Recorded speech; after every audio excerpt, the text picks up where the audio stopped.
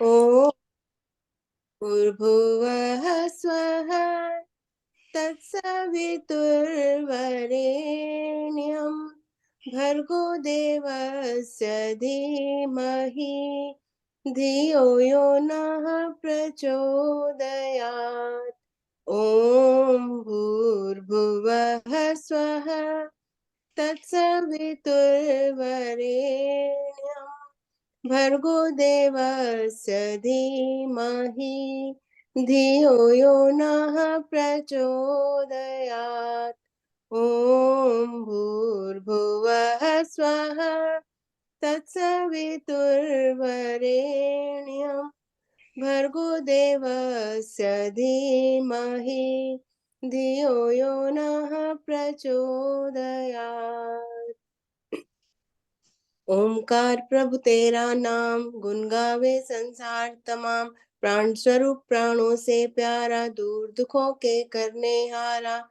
सुख स्वरूप सुखों के दाता अंत न कोई तुम्हारा पाता। सारे जग को पैदा करता सबसे उत्तम पाप का हरता। हे ईश्वर हम तुझे ध्यावे पाप कर्म के पास न जावे। बुद्धि करो हमारी उज्जवल जीवन हो हमारा निर्मल। ओम। आइए एक छोटे से भजन के साथ भजनों की श्रृंखला का आरंभ करें। प्रभु तेरी महिमा निराली, कहीं रात कहीं पर है दिवाली। प्रभु तेरी महिमा निराली, कहीं रात कहीं पर है दिवाली। गगन में सजाए हैं ये चांद तारे, चमकते हैं रजनी में लगते हैं प्यारे। गगन में सजाए हैं ये चांद तारे, चमकते हैं रजनी में लगते हैं प्यारे। सूरज में क्या चमकी है लाली, सूरज में क्या चमकी है लाली। कहीं रात कहीं पर है दिवाली। प्रभु तेरी महिमा निराली, कहीं रात कहीं पर है दिवाली। ये मानव का चोला क्या सुंदर बनाया, अजब तेरी लीला अजब तेरी माया।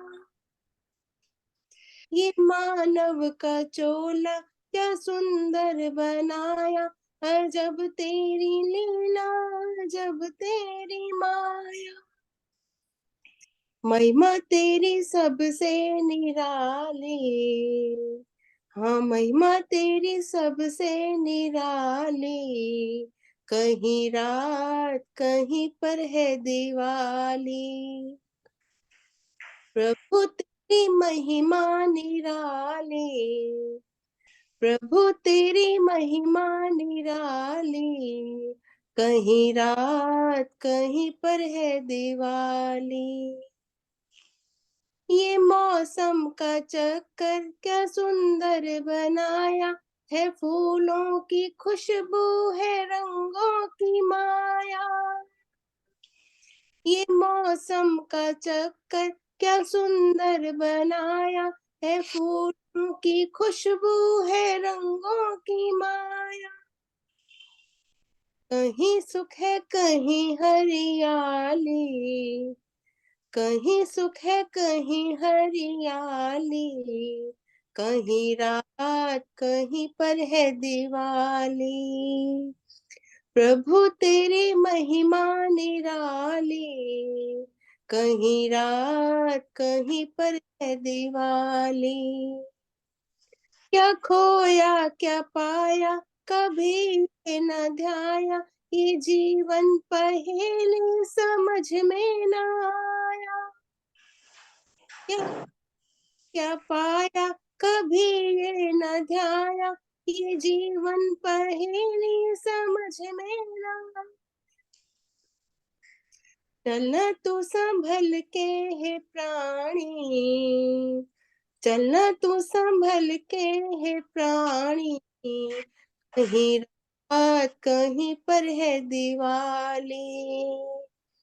प्रभु तेरी महिमा निराली, हाँ प्रभु तेरी महिमा निराली, कहीं रात कहीं पर है दिवाली, कहीं रात कहीं पर है दिवाली।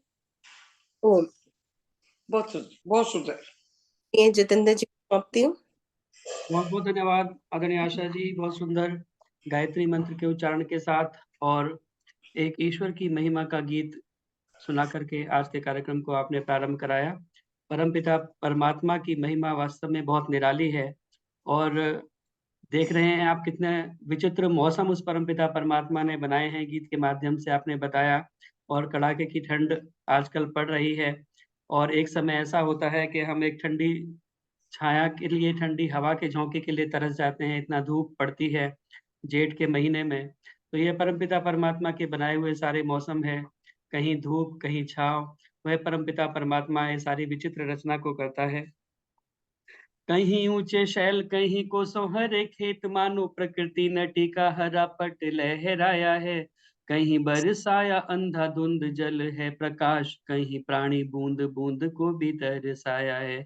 करता उजाला है आंखों में चकाचौंध, कहीं कहीं अधिकार अंधकार ने जमाया है। पार नहीं पाया चतुरों का चित्त चकराया, ईश्वर की माया कहीं धूप कहीं छाया है। ईश्वर की माया कहीं धूप कहीं छाया है। यह परमपिता परमात्मा की माया है, कहीं पर धूप और कहीं पर छाया। वो परमपिता परमात्मा की बड़ी अद्भुत सृष्टि है। उसकी महिमा का गीत आपने गाया, बहुत धन्यवाद। आइए एक बार पुनः आप सभी का स्वागत आर्य केंद्रीय सभा नगर निगम क्षेत्र फरीदाबाद के साप्ताहिक सत्संग में, जो कि प्रत्येक शुक्रवार शाम 4 बजे से 5:30 बजे तक होता है और आप सभी लोग इसमें नियमित रूप से जुड़ते हैं और एक परिवार की भांति सारे एक दूसरे को देख करके प्रसन्न होते हैं। बहुत सुंदर वातावरण। आइए आज भजनों की श्रृंखला के पश्चात विशेष रूप से उद्बोधन होगा आदरणीय दर्शनाचार्य विमलेश बंसल जी का। और राममय पूरा विश्व, न केवल भारत बल्कि पूरा विश्व राममय हुआ पड़ा है इस समय। बहुत सारे 50 से अधिक देशों में यह जो ऐतिहासिक क्षण है इसको मनाया जा रहा है, सेलिब्रेट किया जा रहा है विभिन्न प्रकारों से। तो हम भी इसी रंग में रंगे हुए हैं। हमारे इधर सैनिक कॉलोनी में भी बहुत बड़ा कार्यक्रम इसका आयोजित किया जा रहा है, जो कि परसों 21 तारीख को होगा। चतुर्वेद शतकम पारायण से उसका प्रारंभ होगा और उस यज्ञ की पूरी व्यवस्था हमें देखनी है।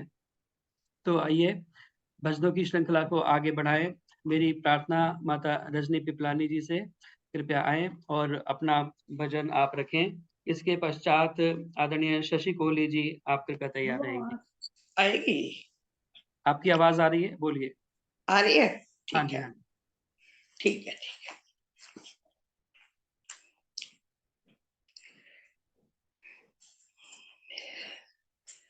सभी को सादर नमस्ते।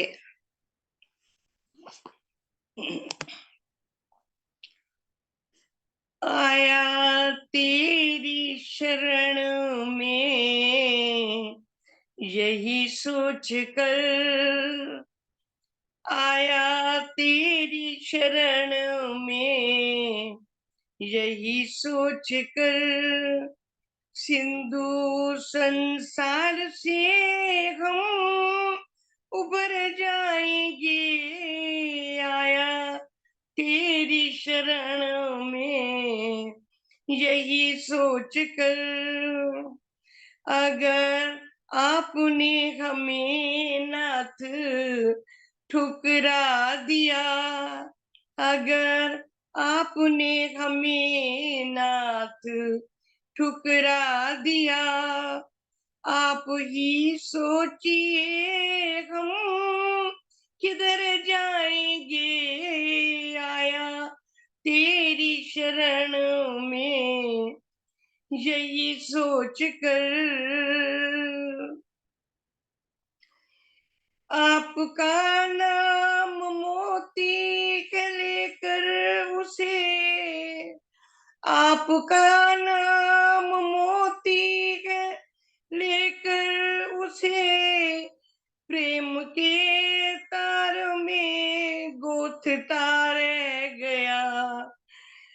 आपने अपनी नजरें अगर फेर ली, आपने अपनी नजरें अगर फेर ली, सारे मोती जमीन पर बिखर जाएंगे। आया तेरी शरण में यही सोच कर, सिंधु संसार से हम उभर जाएंगे। आया तेरी शरण में यही सोच कर, देखता हूँ सदा आपको पास में, देखता हूँ सदा आपको पास में। आप ही हैं बसे मेरी हर सांस में, आप ही तो सहारा अनाथों के हैं, आप ही तो सहारा अनाथों के हैं। हमको ठुकराया तो किसके घर जाएंगे। आया तेरी शरण में यही सोच कर, आया तेरी शरण में यही सोच कर, सिंधु संसार से हम उबर जाएंगे। आया तेरी शरण में यही सोच कर, गलतियां हम किए होंगे इंसान है, गलतियां हम किए होंगे इंसान है। माफ करना प्रभु आपका काम है। हम है राही भटकते रहे उम्र भर, हम है राही भटकते रहे उम्र भर। साथ दे दो तो शायद सुधर जाएंगे। आया तेरी शरण में यही सोच कर, सिंधु संसार से हम उभर जाएंगे। अगर आपने हमें नाथ ठुकरा दिया, अगर आपने हमें नाथ ठुकरा दिया, आप ही सोचिए हम किधर जाएंगे। आया तेरी शरण में यही सोच कर, आया तेरी शरण में यही सोच कर। धन्यवाद जतिंदर जी समय देने के लिए। बहुत बहुत धन्यवाद आदरणीय रजनी पिपलानी जी, बहुत सुंदर।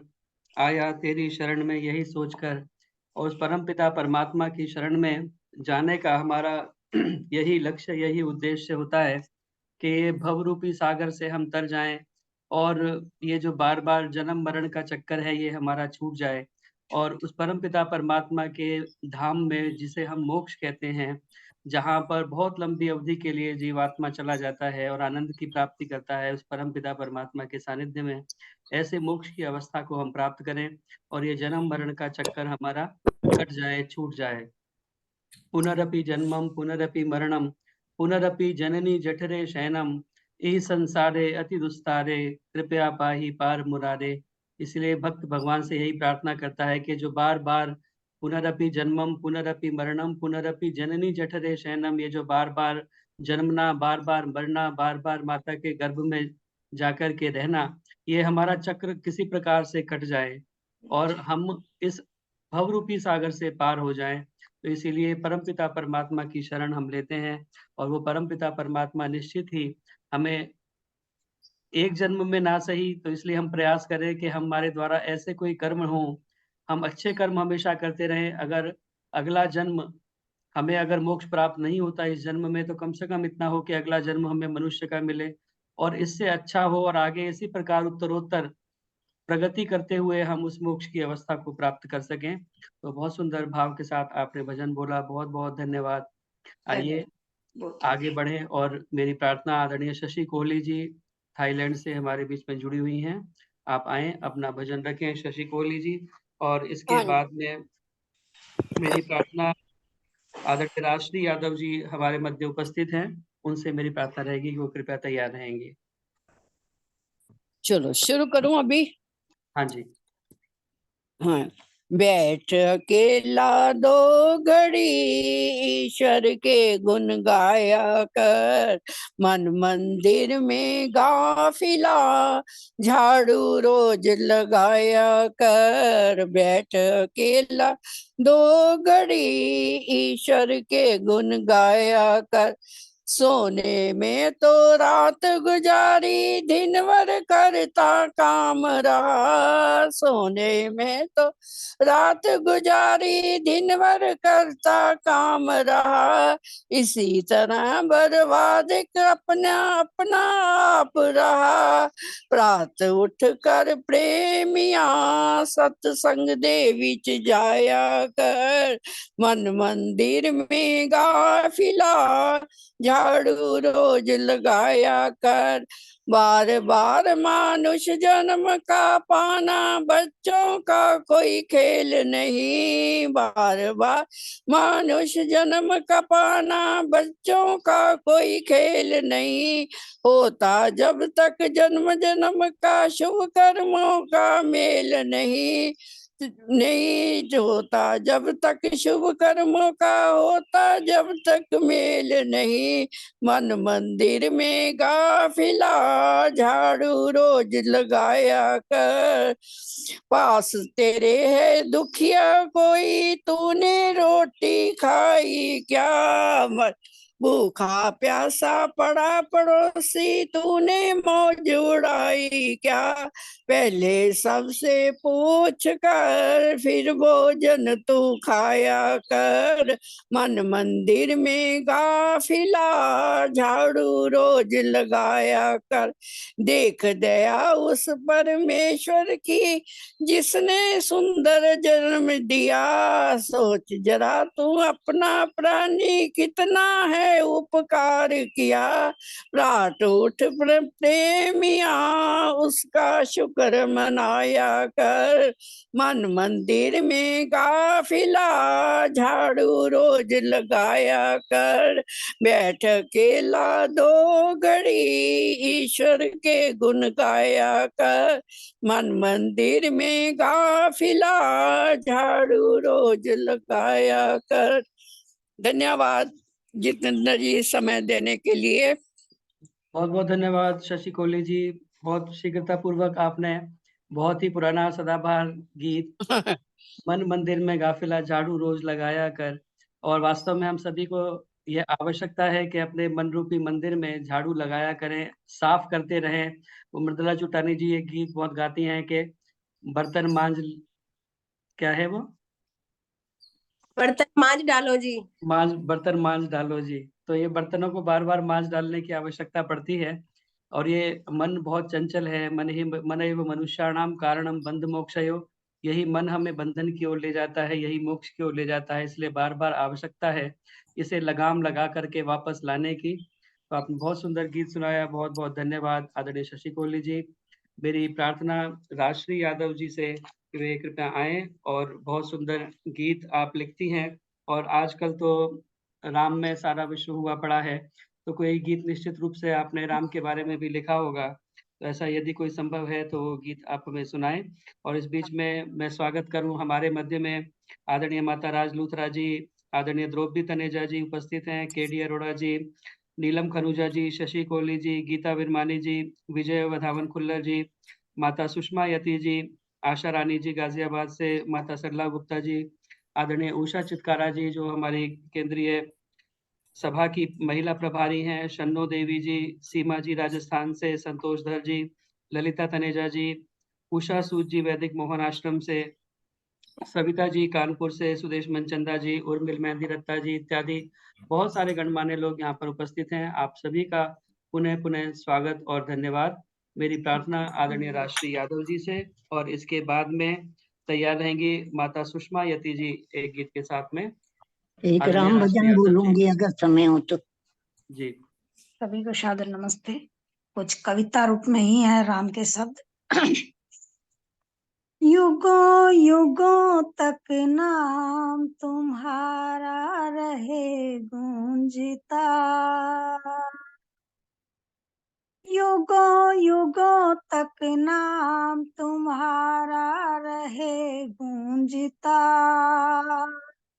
लेकर नाम तुम्हारा मैं भी रहूं झूमता, हो युगों युगों तक नाम तुम्हारा रहे गूंजता, लेकर नाम तुम्हारा मैं भी रहूं झूमता,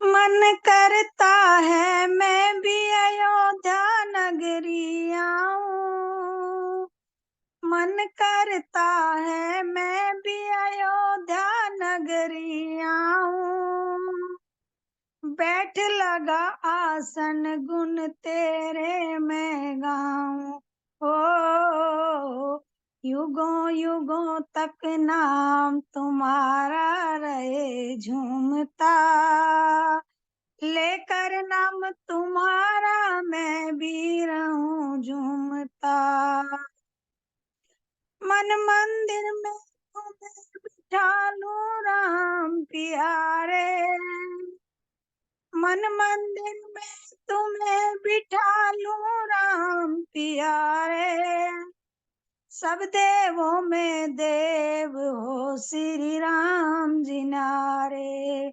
हो युगों युगों तक नाम तुम्हारा रहे गूंजता,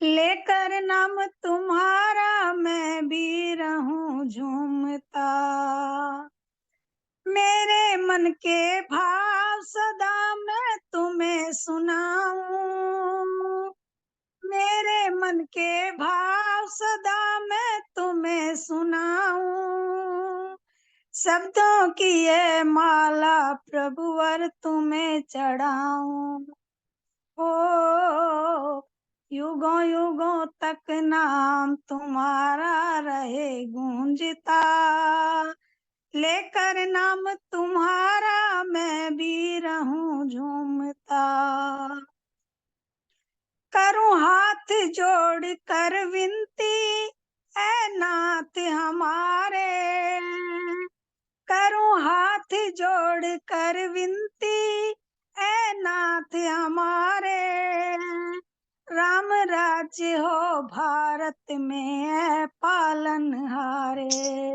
हो युगों युगों तक नाम तुम्हारा रहे गूंजता, लेकर नाम तुम्हारा मैं भी रहूं झूमता, एक अयोध्या ही क्यों सारा भारत चमके, एक अयोध्या ही क्यों सारा भारत चमके, घर घर में हो रोज दिवाली आंगन दमके, हो युगों युगों तक नाम तुम्हारा रहे गूंजता, लेकर नाम तुम्हारा मैं भी रहूं झूमता, हर बच्चा हो राम बने पितृ आज्ञाकारी, हर बच्चा हो राम बने पितृ आज्ञाकारी, सुख समृद्धि हो घर में सुखी नर नारी, हो युगों युगों तक नाम तुम्हारा रहे गूंजता, लेकर नाम तुम्हारा मैं भी रहूं झूमता। हे पुरुषोत्तम राम तुम्हें मैं शीश झुकाऊं। हे पुरुषोत्तम राम तुम्हें मैं शीश झुकाऊं।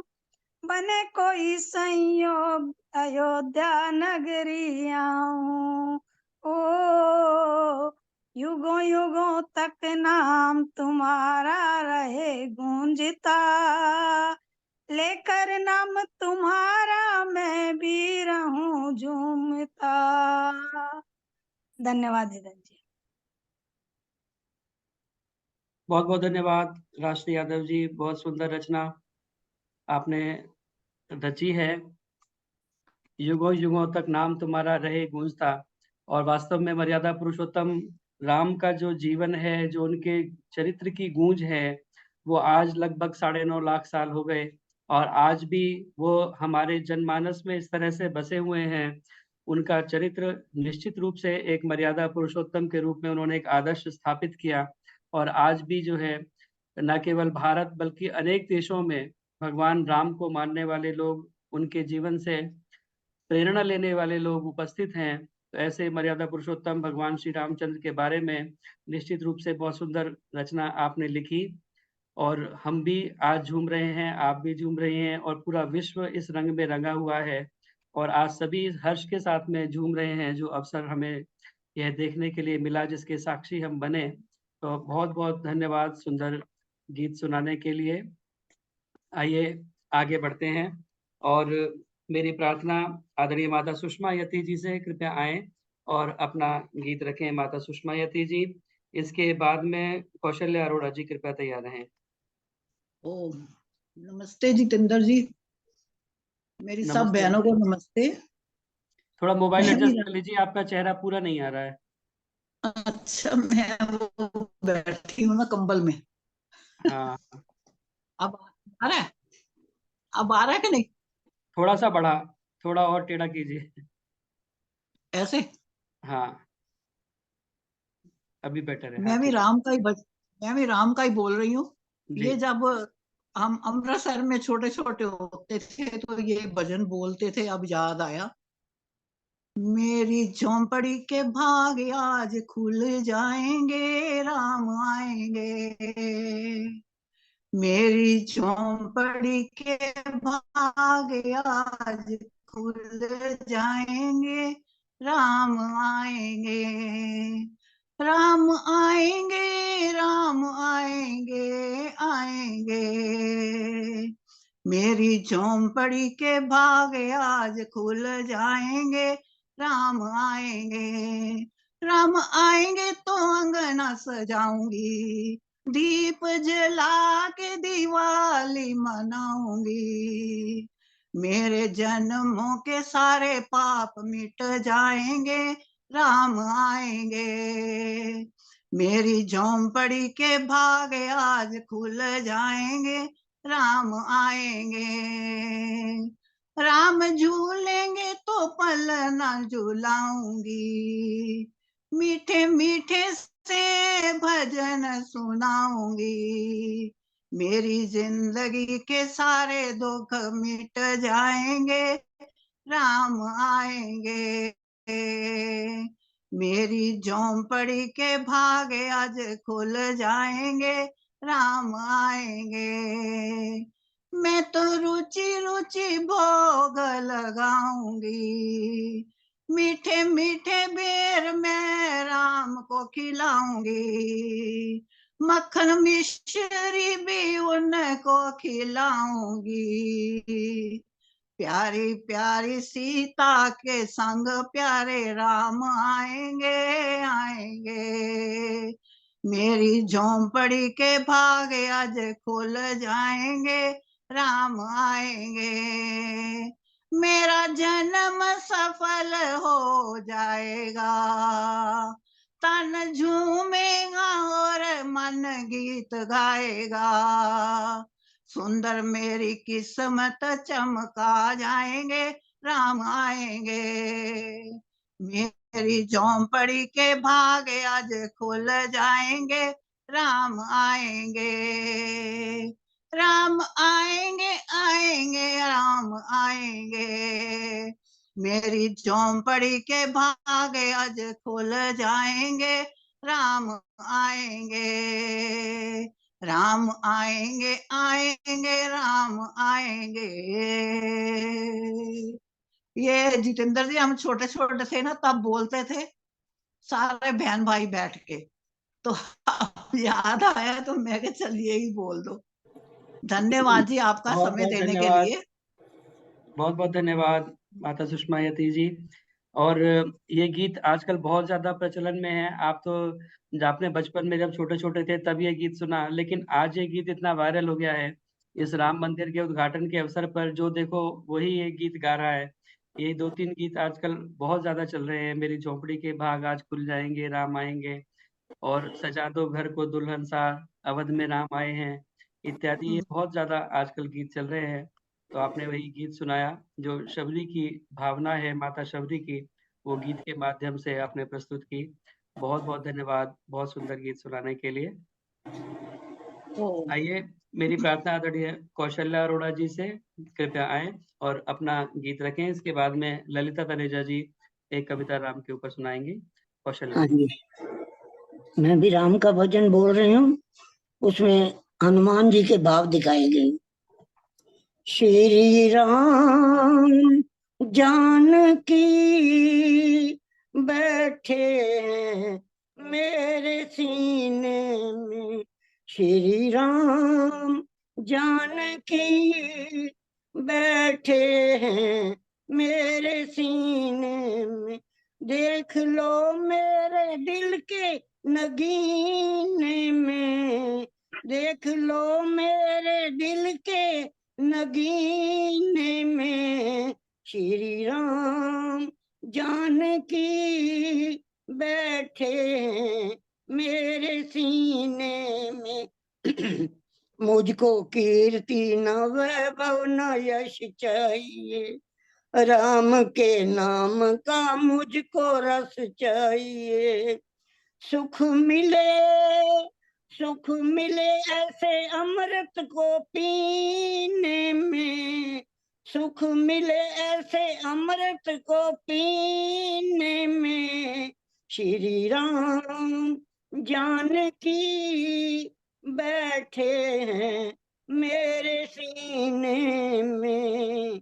राम रसिया हूँ मैं, राम सुमरन करूं, सिया राम का सदा मैं चिंतन करूं।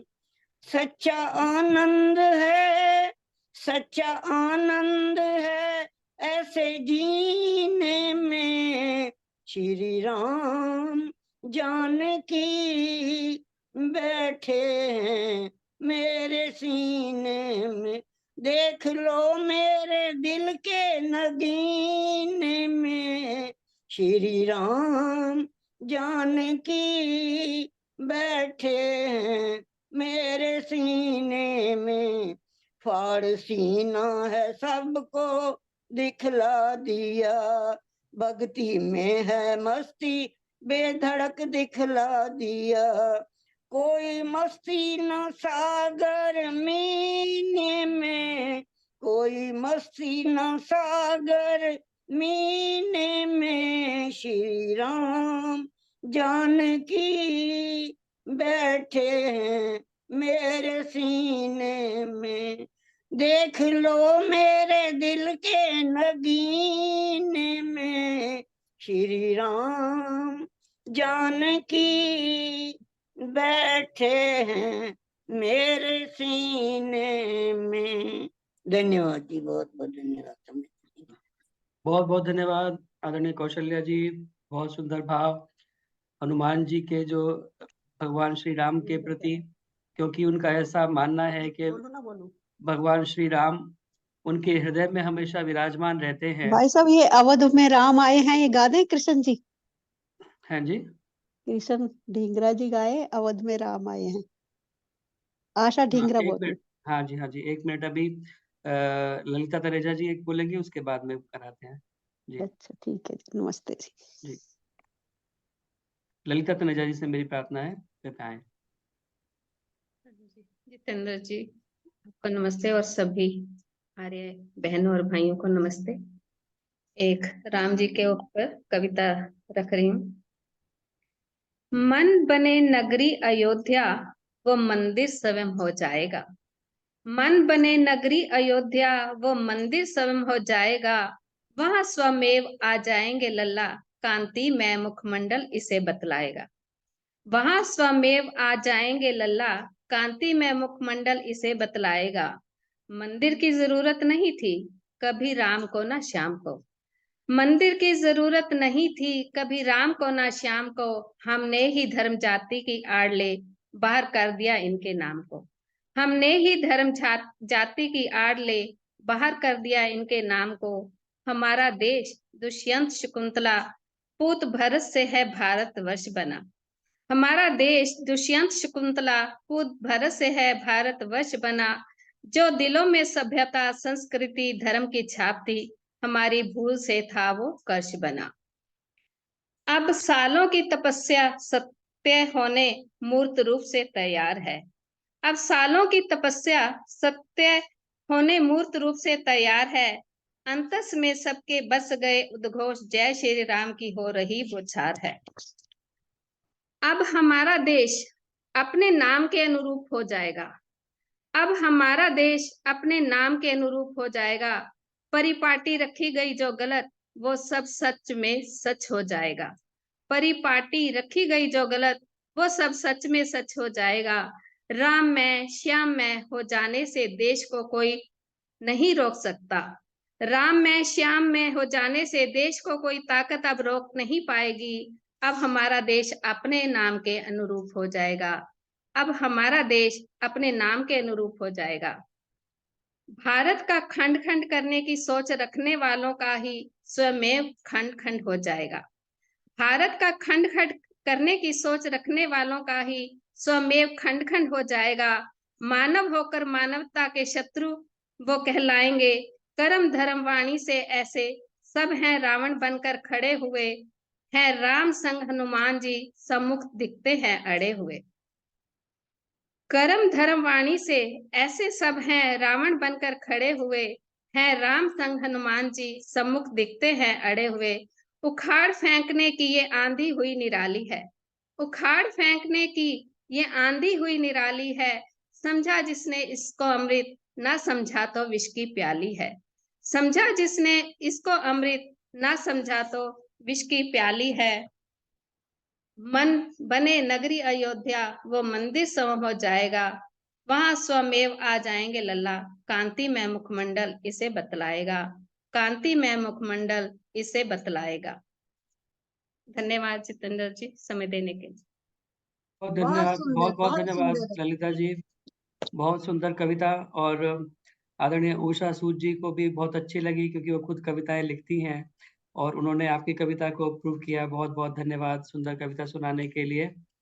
भगवान श्री राम के चरित्र को अपने जीवन में धारण करें, और जैसा कि आपने कहा मंदिर की आवश्यकता, तो मन को हम मंदिर बना लें, उसको परमपिता परमात्मा को उसके अंदर विराजमान करें। यही वास्तव में उस परमपिता परमात्मा की भक्ति है। आइए आगे बढ़ते हैं। मेरी प्रार्थना आदरणीय कृष्ण कुमार जी से कृपया आएं और एक गीत आप रखेंगे। आदरणीय कृष्ण जी। सभी को सादर नमस्ते और बहुत बहुत धन्यवाद आपका। बहुत समय बाद अवसर मिला है और प्रभु राम की कृपा तो देखो सब पर बरस रही है। बस प्रार्थना भी यही है जो आपने कहा कि हमें उनके गुणों को अपने दिल में धारण करना चाहिए और अपने चरित्र में भी रखना चाहिए। तो सभी को जय सिया राम जी। सजा दो घर को गुलशन सा, अवध में राम आए हैं। अवध में राम आए हैं, मेरे सरकार आए हैं। लगे कुटिया भी दुल्हन सी, लगे कुटिया भी दुल्हन सी। अवध में राम आए हैं। पखारो इनके चरणों को बहाकर प्रेम की गंगा। पखारो इनके चरणों को बहाकर प्रेम की गंगा। बहाकर प्रेम की गंगा। बिछा दो अपनी पलकों को। बिछा दो अपनी पलकों को। अवध में राम आए हैं। तेरी आहट से है वाकिफ नहीं, चेहरे की है दरकार। बिना देखे ही कह देंगे, लो आ गए है मेरे सरकार। लो आ गए हैं मेरे सरकार। दुआओं का हुआ है असर। दुआओं का हुआ है असर। अवध में राम आए हैं। सृष्टि के कण कण में है वो, जिसे हम राम कहते हैं। बसे जो हृदय में सबके, उसे भगवान कहते हैं। उसे भगवान कहते हैं। लगा दो नारा घर घर में। लगा दो नारा घर घर में। अवध में राम आए हैं। सजा दो घर को गुलशन सा। अवध में राम आए हैं। अवध में राम आए हैं। अवध में राम आए हैं। बहुत बहुत धन्यवाद। नमस्ते सभी को सादर। बहुत बहुत धन्यवाद आदरणीय कृष्ण जी, बहुत सुंदर। और मुझे लगता है कुछ शब्द इसमें चेंज किए गए हैं। बहुत अच्छा गीत आपने सुनाया। सजा दो घर को गुलशन सा, अवध में राम आए हैं। और वास्तव में ये बहुत ही ऐतिहासिक अवसर है, जबकि राम की स्थापना अवध के अंदर, अयोध्या के अंदर, जो बहुत लंबे समय से एक संघर्ष चलता रहा, आज वो ऐतिहासिक क्षण है, जबकि उसकी परिणति एक भव्य मंदिर के रूप में हो रही है। और ये हम सभी के लिए वास्तव में बहुत हर्ष का विषय है। तो आइए इसी विषय को आगे बढ़ाते हुए आज के हमारे जो मुख्य वक्ता हैं आदरणीय दर्शनाचार्य विमलेश बंसल जी, उनका उद्बोधन हम सुनेंगे। आप सभी से जिनका क्रम आज भजन का नहीं आ पाया, क्षमा प्रार्थी होते हुए भजनों की श्रृंखला को यहीं पर हमें विराम देना पड़ेगा। और पुनः आप सभी का स्वागत और धन्यवाद इस कार्यक्रम के साथ में जुड़ने के लिए। ये सभी सामान्य निर्देश आप सभी को विदित हैं। यह कार्यक्रम केंद्रीय सभा नगर निगम क्षेत्र फरीदाबाद के फेसबुक पेज पर लाइव चलता है। वहां जाकर भी आप लाइक करें, कमेंट करें, शेयर करें, ताकि अधिक से अधिक लोगों तक यह कार्यक्रम पहुंच सके। और जैसा कि मैं आपको बता रहा था कि पूरा विश्व इस समय राममय है, और अपने अपने स्तर पर बहुत सुंदर सुंदर कार्यक्रम सभी लोग बना रहे हैं। 22 जनवरी का दिन जो कि एक ऐतिहासिक क्षण रहेगा, और हम सौभाग्यशाली हैं कि ऐसे ऐतिहासिक क्षण के हम साक्षी बने हैं और हम इस कालखंड में पैदा हुए हैं, जबकि यह हमें देखने के लिए मिलेगा कि भगवान श्री रामचंद्र का ये जो भव्य मंदिर, जो बहुत लंबे संघर्ष के बाद में हमें यह अवसर प्राप्त हुआ, जहाँ पर मंदिर को गिरा करके मस्जिद बना दी गई थी, बाबरी मस्जिद के नाम से, आज पुनः वहाँ पर हमारे जो वैदिक सनातन धर्म है उसकी प्रतिष्ठा इस रूप में हुई है। तो इसको सभी मना रहे हैं। हमारी सैनिक कॉलोनी में भी एक चतुर्वेद शतकम पारायण यज्ञ बहुत बड़ा विस्तृत कार्यक्रम है, और अन्य भी और बहुत सारे कार्यक्रम इसमें हैं, शोभा यात्रा है, सुंदरकांड इत्यादि। लेकिन हमारे लिए जो विशेष रूप से व्यवस्था हमें मिली है, पंचकुंडीय बृहद चतुर्वेद शतकम पारायण यज्ञ, 21 जनवरी रविवार को प्रातः 8 बजे से 11 बजे तक सैनिक कॉलोनी मार्केट में होगा। जो फरीदाबाद में है, आस-पास हैं, वो इसमें आ सकते हैं। बहुत सुंदर भव्य कार्यक्रम होगा और बहुत बड़े स्तर पर यह कार्यक्रम होगा। पूरी सैनिक कॉलोनी मार्केट को अच्छे से सजा कर के मंडप बनाया गया है। सजाया तो पूरी सैनिक कॉलोनी को ही गया है, सारे में लाइटिंग, सारे में ही साउंड की व्यवस्था, सारे में कटआउट राम के लगा कर के इस प्रकार से इसको बनाया जा रहा है और लगभग 10,000 लोगों का इसमें जो है वो भंडारा भी होगा। तो जो भी नज़दीक हैं वो आ सकते हैं। आइए, अब मैं स्वागत करना चाहता हूँ हमारे मध्य में बहुत ही सुविख्यात विदुषी, बहुमुखी प्रतिभा की धनी आदरणीय दर्शनाचार्य विमलेश बंसल जी उपस्थित हैं और बहुत व्यस्त उनका समय है आजकल का, तो विशेष रूप से जबकि ये राम मंदिर का कार्य चल रहा है। आदरणीय विनोद बंसल जी वो टीवी डिबेट इत्यादि के माध्यम से और विश्व हिंदू परिषद के, क्योंकि वो राष्ट्रीय प्रवक्ता है, उनके ऊपर एक बहुत बड़ा दायित्व है लोगों को निमंत्रण देने का, जोड़ने का, और भी बहुत सारे कार्य संगठन में उनके पास हैं।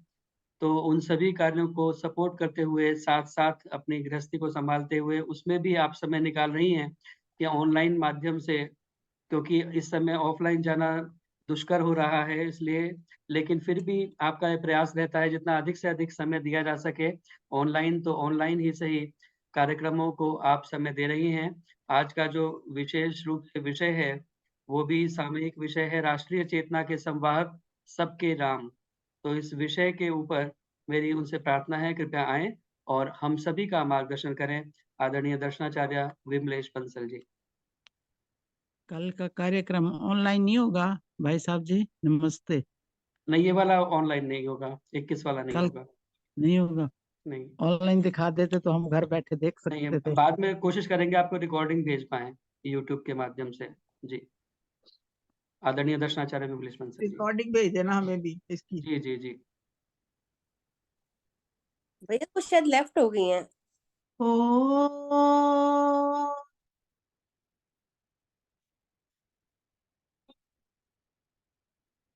यो भूतं च भव्यं च सर्वं यश्चादितिष्ठति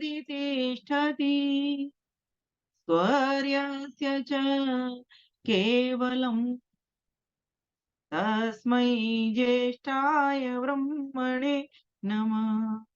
ॐ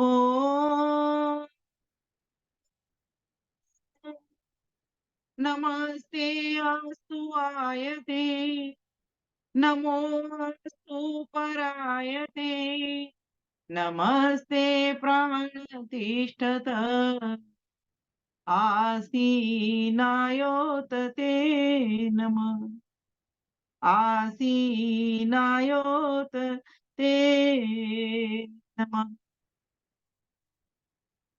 फरीदाबाद से चलने वाला बहुत ही सुंदर कार्यक्रम है ये और प्रति सप्ताह चलता है। बहुत ही बढ़िया प्रयास चल रहा है। आशा जी आपका, जितेंद्र भाई आपका, उषा चितकारा जी आपका भी, क्योंकि हर मंच पर जब जब मैं जुड़ती हूँ आप सभी तीनों बहन भाइयों को तो देखती हूँ, साथ में जितनी भी माताएं, और मैं अभी देख रही थी इसमें डबल डबल नाम की माताएं बहनें बहुत हैं, जैसे पुष्पा पुष्पा, रजनी रजनी, आशा आशा, और ये बहुत सारे नाम ऐसे हैं जो डबल डबल हैं। तो ये एक ताकत है इस मंच की कि नामों ने भी अब संयोजन कर लिया है, नामों ने भी संबंध बिठा लिया है आपस में। तो मस्त रहें, व्यस्त रहें, प्रभु कार्यों में व्यस्त रहें सभी, और सभी को मैं अपना हार्दिक नमन वंदन अभिनंदन करती हूँ। और भाई जितेंद्र जी का इस मंच के लिए बुलाने के लिए, इतना सुंदर अवसर देने के लिए, राम की गाथा कहने के लिए बहुत बहुत धन्यवाद करती हूँ, साधुवाद देती हूँ और आशीर्वाद भी देती हूँ। प्यारे भाइयों बहनों, जैसा कि हमारा विषय अभी बताया हमें, भारत की चेतना के संवाहक सबके राम, जय श्री राम, एक ही नाम जय श्री राम। तो मैं थोड़ा सा विषय को और इसको आगे बढ़ाना चाहती हूँ। भारत की चेतना की नहीं, आज तो लग रहा है विश्व की चेतना के संवाहक राम। पूरे विश्व में राम राम की गूंज मची हुई है। एक समय था जब भगवान राम राजा राम थे और चक्रवर्ती सम्राट थे। जब अन्य देशों में भी भगवान राम के नाम के ऊपर जगहों के नाम हुआ करते थे, पूरी पूरी नगरियों के नाम हुआ करते थे। विदेशों में भी हम जाएंगे तो वहां पर भी हम अरब देशों में भी देखेंगे, वहां पर भी आर्य शब्द और राम शब्द बहुत अधिक है। ऐसी उनकी महिमा थी, ऐसा उनका यश था, ऐसा उनका चरित्र था, और शायद यही चेतना थी। चेतना है क्या? इसी को तो चेतना कहते हैं, इसी को तो प्राण कहते हैं। लोग बावले हुए जा रहे हैं फालतू में कि प्राण प्रतिष्ठा क्या है, प्राण प्रतिष्ठा नहीं होती। अरे तुम एक ही बुद्धि से सोचोगे क्या? हमारी क्या औकात है कि जो हम प्राणों की प्रतिष्ठा कर सकेंगे? ये तो ईश्वर का कार्य है, हम कैसे प्राण प्रतिष्ठा कर सकते हैं? लोगों में एक ही चीज चल रही है सारा दिन। मैं पूरे दिन तंग आ जाती हूँ देख देख करके, सुन सुन करके। कैसे हम लोग आ रहे हैं, कैसे हम लोग विद्वान हैं, कैसे लोग हम ज्ञानी हैं, कैसे हम लोग कवि हैं, जब तक हमको ये साहित्यिक भाषा समझ में नहीं आ रही है कि ये है क्या। वो लोग समझ रहे हैं क्या, समझ रहे हैं क्या नहीं समझ रहे, लेकिन हम लोग तो उसको सही समझ लें।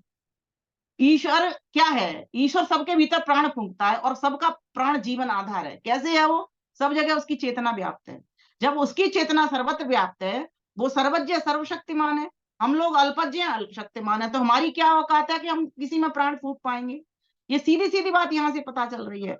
वो लोग क्या करते हैं, वहां पर भी आप देखोगे स्वस्ति वाचनम के मंत्रों का पाठ होने वाला है, जो मुझे जानकारी आई है। शांति वाचनम के मंत्रों का पाठ होने वाला है। और जितने भी धार्मिक मंदिर जितने भी बनते हैं, वहां पर भी यही प्रक्रिया चालू हो रही होती है। एक शब्द मात्र कह दिया जाता है, वहां प्राण प्रतिष्ठा हो रही है, जिससे लोगों की श्रद्धा और विश्वास उस मूर्ति के, उस चरित्र नायक के प्रति लोगों की बंध जाए। ये बहुत समझने की बात है। इस मंच से, आर्य समाज के मंच से मैं इस बात को कह रही हूँ। हमारी कोई विश्वास नहीं है कि हम किसी में प्राण डाल सकें। जड़ में हम प्राण कैसे डालेंगे? जड़ में तो ईश्वर का प्राण पहले से ही प्रतिष्ठित है, वेद के मंत्र भरे हुए पड़े हुए हैं। ये तो वैदिक सिद्धांत की बात है। इसको भी अगर हम नहीं समझेंगे तो हम क्या समझेंगे? भाइयों बहनों, ये बहुत समझने की बात है। विश्व की चेतना, मैंने विषय भी इस तरह से इसको इसीलिए दिया कि मैं इस चेतना के बारे में 2 शब्द कह पाऊं अपने। चेतना। और देखिए, यज्ञ हम बोलते हैं ना, यज्ञ का प्राण।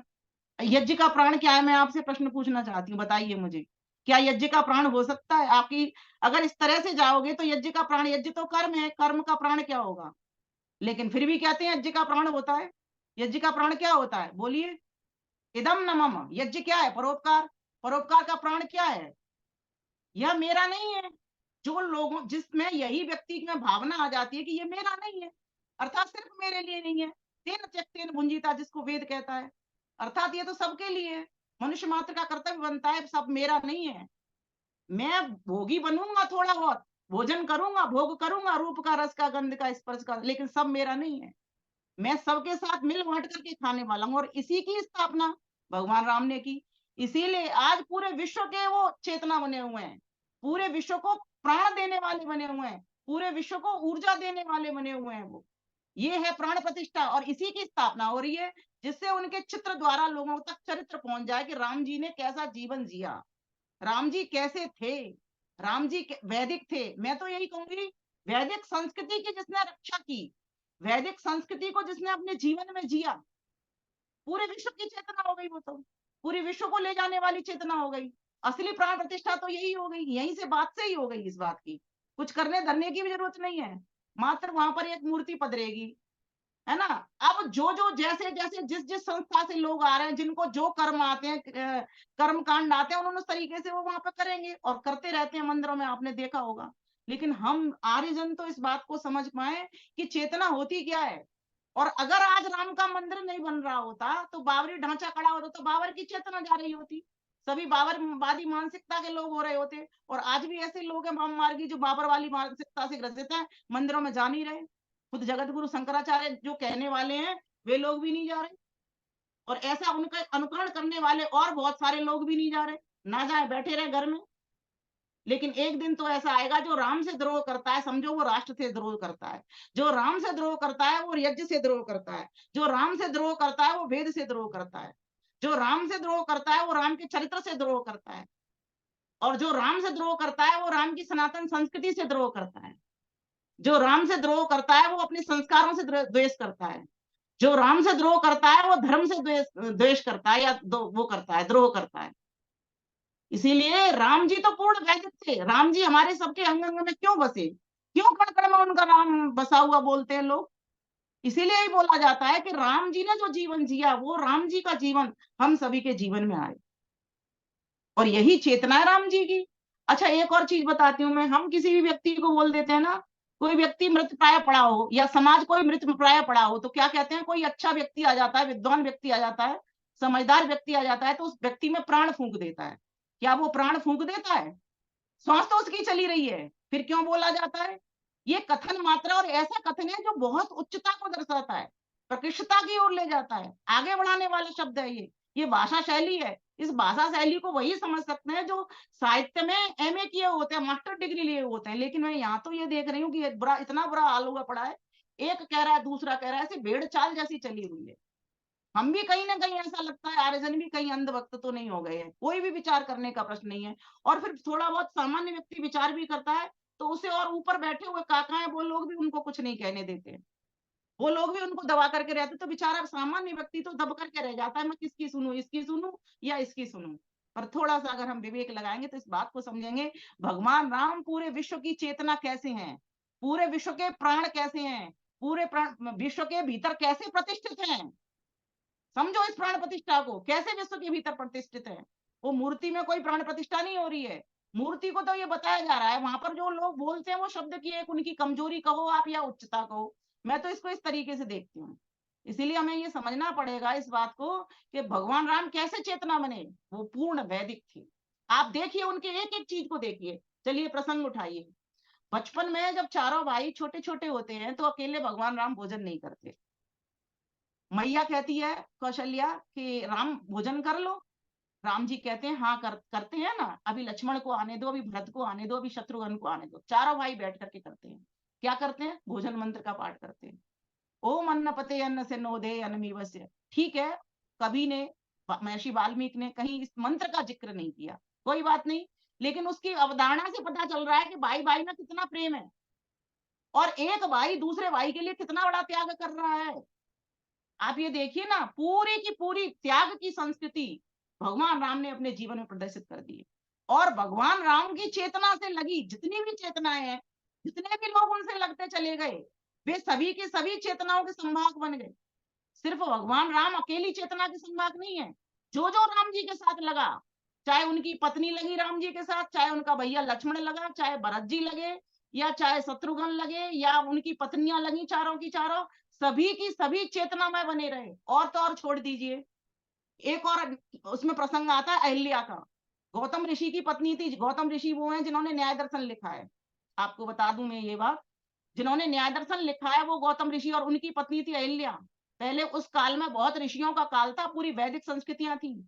हमारे देश में 3 संस्कृतियां थी वहां पर, एक आर्य संस्कृति थी जो अयोध्यावासी लोग अपनाते थे, और दूसरी संस्कृति थी राक्षस संस्कृति, जो रावण राक्षस था, असुर सारे थे, वो सारे के सारे राक्षस संस्कृति में रहते थे सारे के सारे वैदिक, वेदों का अध्ययन सब जगह चलता था, वेदों का पठन पठन सब जगह चलता था।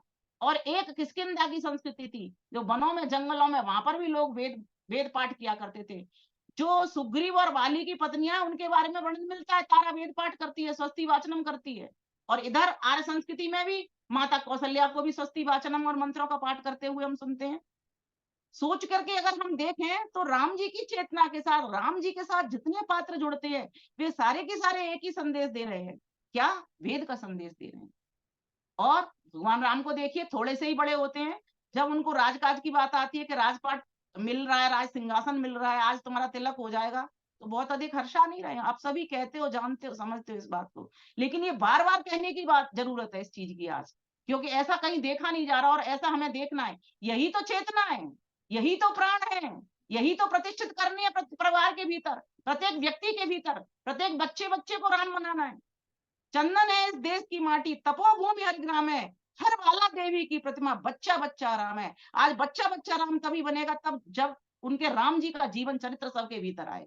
वो आएगा कैसे, कोई सामने एक प्रतिमा तो होनी चाहिए, कोई चित्रण करने के लिए कोई चीज तो होनी चाहिए सामने, जिससे लोग देख करके कह सके हाँ कोई राम थे और ऐसे थे, ऐसा उन्होंने जीवन जिया। कल को ये हमारी पुस्तकें नहीं रहेंगी, कुछ नहीं रहेगा, क्योंकि कागज की उम्र और कम होती है लेकिन पत्थर की उम्र और अधिक होती है। तो ये प्रतिमाएं यही हमारा दिग्दर्शन करेंगी। अगर उस बाबरी ढांचे के नीचे से कुछ कलाकृतियां पत्थर की नहीं निकलती तो हम किसी भी आधार पर ये नहीं कह सकते थे कि यहाँ पर राम मंदिर था, ये राम की जन्मभूमि है। वो पत्थर निकले, वो कलाकृतियां निकली, वो चिन्ह निकले, उन्हीं के आधार पर हम कह सकते हैं कि ये राम की जन्मभूमि है। मान लीजिए हम पुस्तकें नहीं मिलती हमको, या रामायण नहीं मिलते, कुछ भी नहीं मिलता हमको, तो हम किस आधार पर कहते, और इसी आधार पर हमारी जीत भी हुई। तो ये स्मारक स्थल जो होते हैं, जो मंदिर बनते हैं, वे बनते ही इसीलिए है कि कोई ऐसा चरित्र नायक देश के भीतर हुआ, महान पुरुष ऐसे ऐसा देश के भीतर हुआ जिसने इतने अच्छे काम किए, वही हमारे प्राण हैं, और वही उस मंदिर के भीतर प्रतिष्ठित हैं, जिनके चरित्र के द्वारा सारी जीवन में, सभी के जीवनों के भीतर वो चेतना आ जाए, वो प्राण आ जाए, वो ऊर्जा आ जाए, वो त्याग वृत्ति आ जाए। ये है असली उसका अर्थ। इसीलिए मुझे लगा कि यही विषय आज देना चाहिए, और मैं इस विषय को रखना चाहती हूँ अपने शब्दों के माध्यम से। तो प्यारे भाइयों बहनों, और फिर आगे बढ़ते हैं। कितने वैदिक थे, कितना आदर्श था उनका। कहते हैं ना कि अनुव्रतः पितो पुत्रो मात्रा भवतु सम्मना, जायापत्ये मधुमतिम वाचम वदतु संत्यम। अनुव्रतः पितो पुत्र, पिता का आज्ञाकारी हो, माता में श्रद्धा रखने वाला हो। केकई ने कह दिया कि वनवास होना है, कोई परेशानी नहीं है, कोई मुंह पे शिकन नहीं है, और एक दिन पहले ही उनका सिंहासन मिलने वाला था, तब भी कोई दिक्कत नहीं है उनको, तब भी कोई बहुत अरसा नहीं रही है। क्यों? क्योंकि उनके भीतर वैराग्य था। और वैराग्य ये कब आता है? महर्षि पतंजलि क्या कहते हैं? जब व्यक्ति को ये विवेक होता है कि संसार की वस्तुएं सब नश्वर हैं। इसीलिए तो राजमहल के सभी सुखों को एकदम ठोकर मारी, राजमहल के सभी सुखों को एकदम ठोकर मारी, वन में गई पति के संग में सिय सतवंती नारी, शिक्षा दे रही जी हमको रामायण अति प्यारी, शिक्षा दे रही जी हमको रामायण अति प्यारी। राज तिलक को गेंद बनाकर खेलन लगे खिलाड़ी, इधर राम उस तरफ भरत, दोनों ने ठोकर मारी, शिक्षा दे रही जी हमको रामायण अति प्यारी। ये है चेतना, ये है प्राण।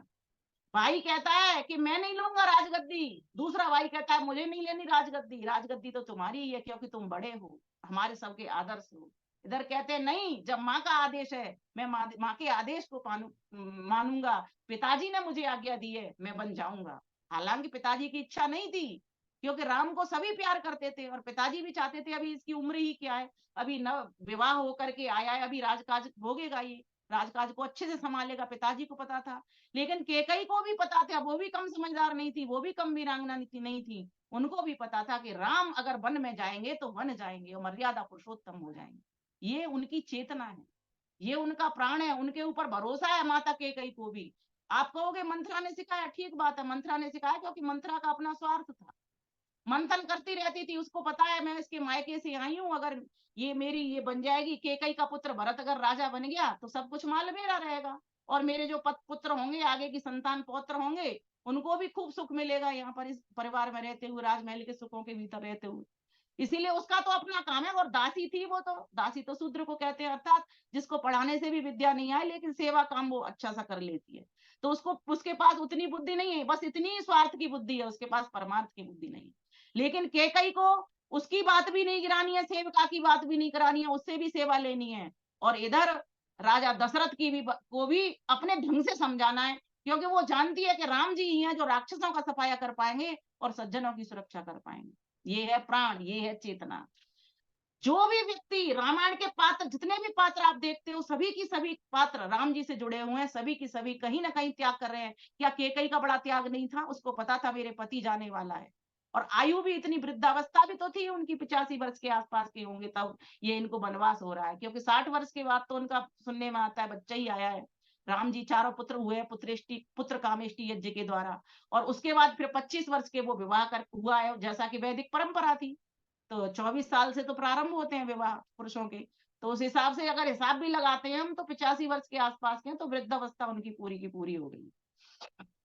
केकई को पता है मेरा सुहाग भी जाने वाला है, फिर भी वो अपना त्याग कर रही है। क्यों? क्योंकि वो कहीं ना कहीं राम जी से जुड़ी है और उस राज्य से जुड़ी हुई है। उसको पता है कि राज्य में तभी हमारे तीनों प्रकार का सुख मिल सकता है हमको, दैहिक दैविक भौतिक तापा, राम राज्य काहू नहीं व्यापा। तभी यहाँ पर राम राज्य आ सकता है जब ये राम जीवन को जाए। ये आज हमारे लिए कहावत है, तब तो राम राज्य इसको कोई कहता ही नहीं है, तब तो बस तीनों तापों से छुट्टी कहने के लिए चाहते हैं सभी लोग। तो केकई है ना, देखो केकई का भी बहुत बड़ा त्याग है, सभी त्यागी है यहाँ पर। उधर कौशल्या का कितना बड़ा त्याग होगा सोचो, राजा दशरथ वो भी जा रहे हैं, कौशल्या भी त्याग कर रही है, अपने पुत्र को भेज रही है, और साथ ही साथ सीता मैया का त्याग कितना बड़ा होगा जो कह रही है। और जबकि उसको पता है कि वहां पर जाना खतरे से खाली नहीं है, खतरे की घंटी है वनों के भीतर जाना। कैसे राक्षसों, इस वक्त तो आतंक पसरा हुआ है चारों ओर, और वहां पर ये इस कार्य के लिए जा रहे हैं, क्योंकि विश्वामित्र लेने ही इस कार्य के लिए आए हैं कि राक्षस जो है वो यज्ञ कार्य नहीं करने देते, ऋषियों को विघ्न पहुंचाते हैं, ऋषियों को तंग किया करते हैं। आप प्रेजेंटेशन में भी देखते होंगे टीवी वगैरह में, वहां पर भी रामायण के भीतर ये खूब बड़े अच्छे विस्तार से बताया गया है कि ऋषि मुनि यज्ञ करते हैं और ऊपर से राक्षसों ने रक्त टपका दिया है, उसका विध्वंस करने में लगे हुए हैं। तो उसी यज्ञीय संस्कृति को, उसी वैदिक संस्कृति की रक्षा हेतु राम जी कहाँ जा रहे हैं? वन को। यज्ञ से हुए थे राम, यज्ञ में जिए थे राम, यज्ञ की ही रक्षा हेतु वनों को गए थे राम। यज्ञ से हुए थे राम, यज्ञ में जिए थे राम, यज्ञ की ही रक्षा हेतु वनों को गए थे राम। गुरुकुली शिक्षा न्यारी, विश्वामित्र गुरु बारी, कुलु गुरु वशिष्ठ जी की सन्निधि में विद्या सारी। एकमेव उनका लक्ष्य, एकमेव उनका लक्ष्य, धरा को करूंगा स्वच्छ, धरा को करूंगा स्वच्छ, राक्षसों को संगारूं, सज्जनों की करूं रक्ष, राक्षसों को संगारूं, सज्जनों की करूं रक्ष। अनुव्रति पितुमात, अनुव्रति पितुमात, रहे साथ लक्ष्मण भ्रात, वनों में गुजारी रात, पतिव्रता पत्नी साथ। छोड़ते न ब्रह्म यज्ञ, कहते ऋषि वाल्मीकि, फल फूल कंद मूल, शाकाहार से ही प्रीत, शाकाहार से ही प्रीत। प्यारे भाइयों बहनों, मैंने ये काव्य बहुत बड़ा लिखा हुआ है, पर मेरा अब ये प्रसंग यहाँ पर ये आ गया था कि एक में उनका लक्ष्य, धरा को करूंगा स्वच्छ, राक्षसों को संगारूंगा और सज्जनों की करूंगा सुरक्षा। अर्थात मेरा एक ही लक्ष्य है, क्या? निश्चर हीन करो मैं, भुज उठाए प्रणकीन, भुजा उठा करके उन्होंने संकल्प ले लिया और कहते हैं राम एक बार एक वचन बोल दे, जैसे एक बाण, जैसे राम बाण कहते हैं ना, राम बाण औषधि, ये यहीं से प्रचलित हुई है। एक बार तीर छोड़ना है राम को, फिर सफाया। जब तीर से तीर काटने की बात हो तो तीर ही कटेगा, जब रावण को मारने की बात हो तो रावण ही मरेगा, जब सुबाहु मारीच को मारने की बात हो तो मरेंगे ही मरेंगे। राम कभी भी दूसरा तीर नहीं छोड़ता और राम कभी भी दूसरा वचन भी नहीं। इसलिए ये इस तरह के हमारे पास फ्रेज भी आ जाया करते हैं कि रामबाण जैसे।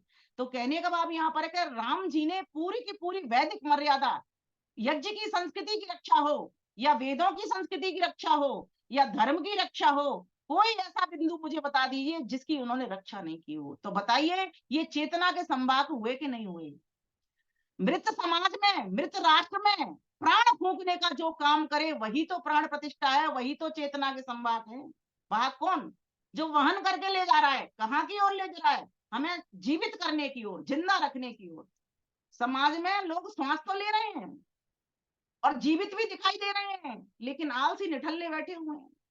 सबसे ज्यादा जो हानि हो रही है वो ऐसे ज्ञानी लोगों से हो रही है जो करने धरने के नाम पे जी रहे हैं। वो करते धरते कुछ नहीं है, वाणी से कितना भी बोलेंगे, वाणी से कितने भी तीर छोड़ेंगे, लेकिन करने धरने का उनका एक भी काम नहीं है। और जो लोग करते हैं उनका भी वो रोड़ा बनते हैं। ऐसे लोगों से मैं सचेत करना चाहती हूँ कि अगर कोई काम अच्छा हो रहा है उसके लिए सहयोगी बनिए, उपयोगी बनिए। तुम कुछ नहीं कर सकते तो एक छोटी सी प्रार्थना उठाइए, परमात्मा मैं अपने इस घर को राम में बनाऊंगा, मैं राम जी के आदर्शों को अपने जीवन में धारण करूंगा, मैं अपने पूरे घर में अपने त्याग के द्वारा मैं राम की संस्कृति को लेकर के आऊंगा। लेकिन वो काम तो हम करते नहीं है, विरोध करने में हम सबसे आगे हो जाते हैं। मैं सबसे कहा करती हूँ बोध करिए, विरोध नहीं। अरे विरोध उन बातों का होगा जिससे समाज को हानि होगी, इससे समाज को कोई हानि नहीं। महर्षि दयानंद सरस्वती ने प्राण प्रतिष्ठा की बात क्यों लिखी, उन्होंने कौन से प्रसंग पे लिखी, इस बात को कोई नहीं समझ रहा। वहां पर वो प्रसंग अज्ञान अविद्या खत्म करने की बात चल रही थी कि इतना घोर पसरा हुआ अंधेरा है, इस अंधेरे को कैसे, लोग यहीं तक सीमित रह गए हैं। बस मूर्ति बना ली, हलवा खिला दिया, पूड़ी खिला दी, उसमें सांस डालने का काम करते हैं, क्योंकि वे लोग, उनको उतना ही ज्ञान है, उतना ही वो काम कर रहे हैं। लेकिन हमें तो ज्ञान लेकर के कम से कम इस बात को इस तरह समझना पड़ेगा कि हमें प्राण प्रतिष्ठा का मतलब समझना पड़ेगा। तभी जाकर के हम कह सकते हैं कि भगवान राम पूरे विश्व की चेतना के संवाहक बने। और देखिए अहिल्या में प्राण फूंक दिए कि नहीं फूंक दिए, जब उनके पति ने उनको अभिशापित कर दिया। क्यों कर दिया? क्योंकि उनके साथ भी कुछ ऐसा कार्य हो गया कि इंद्र उनके घर पे आ गए और वो रह लिए, और जब गौतम ऋषि घर पे थे नहीं, है ना, तो अब उनको पता चला कि ऐसे ऐसे, जैसे ही उनका आगमन हुआ इधर से इंद्रदेव का जाना हुआ। उनको पता चल गई तो उन्होंने एकदम से अब देखा न तब अपनी पत्नी को क्रोध में उन्होंने श्राप दे दिया कि पत्थर की हो जा। पत्थर की होने का मतलब ये नहीं है कोई शिला बन गई, पत्थर का टुकड़ा बन गई। हम भी तो कह देते हैं ना कि बोले पत्थर की भांति पड़ी हुई है, कोई लेडीज एकदम विक्षिप्त सी हो जाए, एकदम बेहोश जैसी अवस्था में आ जाए, ना वो कुछ काम करे, सोच में डूब जाए, पड़ जाए, तो हम कहते हैं क्या पत्थर की मूर्ति की तरह तू बैठ गई है। ये है असली बात। और राम जी जब आते हैं इसी तरह से प्राण फूंकते हैं। प्राण फूंकने में तो श्वास नहीं चलाता, श्वास तो उसकी चल रही थी। इसी तरह से प्राण उसको जीवंत करते हैं कि चेतना में करते हैं कि कोई नहीं, अगर उनको ऐसा लगा क्रोध किया तो कोई बात नहीं, तुम ऋषि की पत्नी हो, तुम खड़े हो जाओ और अपने कामों को पुनः संभालो, पुनः करो। बस उन्होंने चरण छुए, माता कह करके इतना संबोधन किया, हे माता जी नमस्ते, और इतने में ही तो उनका आशीर्वाद का हाथ उनके ऊपर उठ जाता है। उनकी चेतना राम जी के साथ जो जो पात्र जुड़ता है, जो जो पात्र जुड़ता है, वो चेतना में हो जाती है। यही अहिल्या के साथ भी हो गया। किसी को भी देख लीजिए आप, किसी के भी साथ। अब केवट को पार कराते हैं, केवट उनको नदी पार कराता है भगवान राम को, जब वो वनवास जा रहे होते हैं तो नदी पड़ती है बीच में, कराते हैं। तो अब जब उतरते हैं अपनी मंजिल पे, वो आ जाते हैं राम जी, तो वहां से दक्षिणा की बात करते हैं, कुछ दे दें इनको, क्योंकि कुछ देना होता है जब कोई कार्य करता है, किसी के लिए सेवा देता है। तो केवट मना कर देता है, क्योंकि केवट भी समझ रहा है ये अद्भुत पुरुष है, कोई सामान्य व्यक्ति तो ये है नहीं। तो वो भी समझ रहा है, तो वो उसने क्या चीज मांग ली, कह रहा कि नहीं मुझे कुछ नहीं चाहिए उतराई उतराई तुम्हारी, मुझे तो बस भव से, जैसे मैंने तुमको पार किया है वैसे तुम मुझको पार कर देना। राम जी समझ गए उसकी बात। तो कहने का भाव यहाँ पर ये है कि जो जो व्यक्ति, और उन्होंने ना कोई निषाद छोड़ा, ना केवट छोड़ा, ना सबरी छोड़ी। सबरी के आश्रम का प्रसंग देख लीजिए आप। सबरी इंतजार में बैठी है कि वो राम आएंगे, जिसकी गाथा सुन रखी है, चारों ओर धूम मची हुई कि राक्षसों का संहार कर रहे हैं वो राम आएंगे। क्या वो ईश्वर की बात कर रही थी उस वक्त? वो महान पुरुष भगवान राम, जिनको भगवान की उपाधि से हम अलंकृत करते हैं, उनकी चिंता कर रही थी। राम जी आएंगे, मेरे पास भी आए, क्योंकि राम जी ने एक वीणा उठाया हुआ था। राम जी जहाँ विवेकी हैं, धीर हैं, वीर हैं, गंभीर भी हैं, उन्होंने एक वीणा उठाया कि मैं मनों के भीतर जाऊंगा तो मैं ऋषियों के आश्रमों में जाऊंगा और ऋषियों से मैं ये शिक्षा लूंगा कि कहाँ पर, किस स्थान पर कौन सा स्थान निर्जन है और किस स्थान पर कौन रहता है। क्योंकि ऋषि जंगलों में रहते हैं, तपस्या करते रहते हैं, उनको सब पता है कहाँ पर राक्षस अधिक है, कहाँ पर कम है, कहाँ पर किस तरीके के राक्षस हैं, कहाँ पर किस तरीके के राक्षस हैं, कहाँ पर सज्जन पुरुष हैं, और किस राक्षस को किस तरीके से वेदन किया जाता है, किस राक्षस को किस बाण से मारा जाएगा, किसको किस धनुष से मारा जाएगा, किसको किस तीर से मारा जाएगा। ये सारी शिक्षाएं वो ऋषि आश्रमों में जाकर के ऋषियों के चरण वंदन करते हुए ले रहे हैं। इसलिए प्रत्येक ऋषियों के, ऋषिकाओं के आश्रमों में जा रहे हैं। एक तरफ से सीता मैया लेती हैं उपदेश, तो वहीं पर राम जी भी ले रहे हैं, तो वहीं पर साथ खड़े खड़े लक्ष्मण भी ध्यान पूर्वक उनकी बात को सुन रहे हैं। सांख्य दर्शन में भी सूत्र आता है कि सुन करके भी हम बहुत कुछ ज्ञान ले रहे होते हैं, सिर्फ पूछ करके ही नहीं। कानों से जब कोई दूसरा व्यक्ति सुनता है तो जैसे राजा का बेटा तो उपदेश ले रहा है, लेकिन साथ में खड़े और व्यक्ति हैं, वे भी उसको सुन करके ज्ञान को ग्रहण कर लिया करते हैं।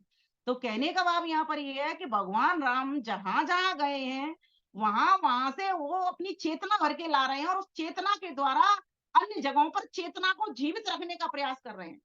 ऋषियों पर अटैक कोई ना कर दे, सज्जनों पर अटैक कोई ना कर दे, इसके लिए वे प्रबंध कर रहे हैं उस तरह का। और क्या खा रहे हैं जो लोग, ऐसे अनार्य लोग, भ्रष्टाचारी लोग, अधर्मी पापी लोग कहते हैं मांसाहारी थे। कोई मांसाहारी व्यक्ति होने वाला गुरुकुल का पढ़ा हो सकता है?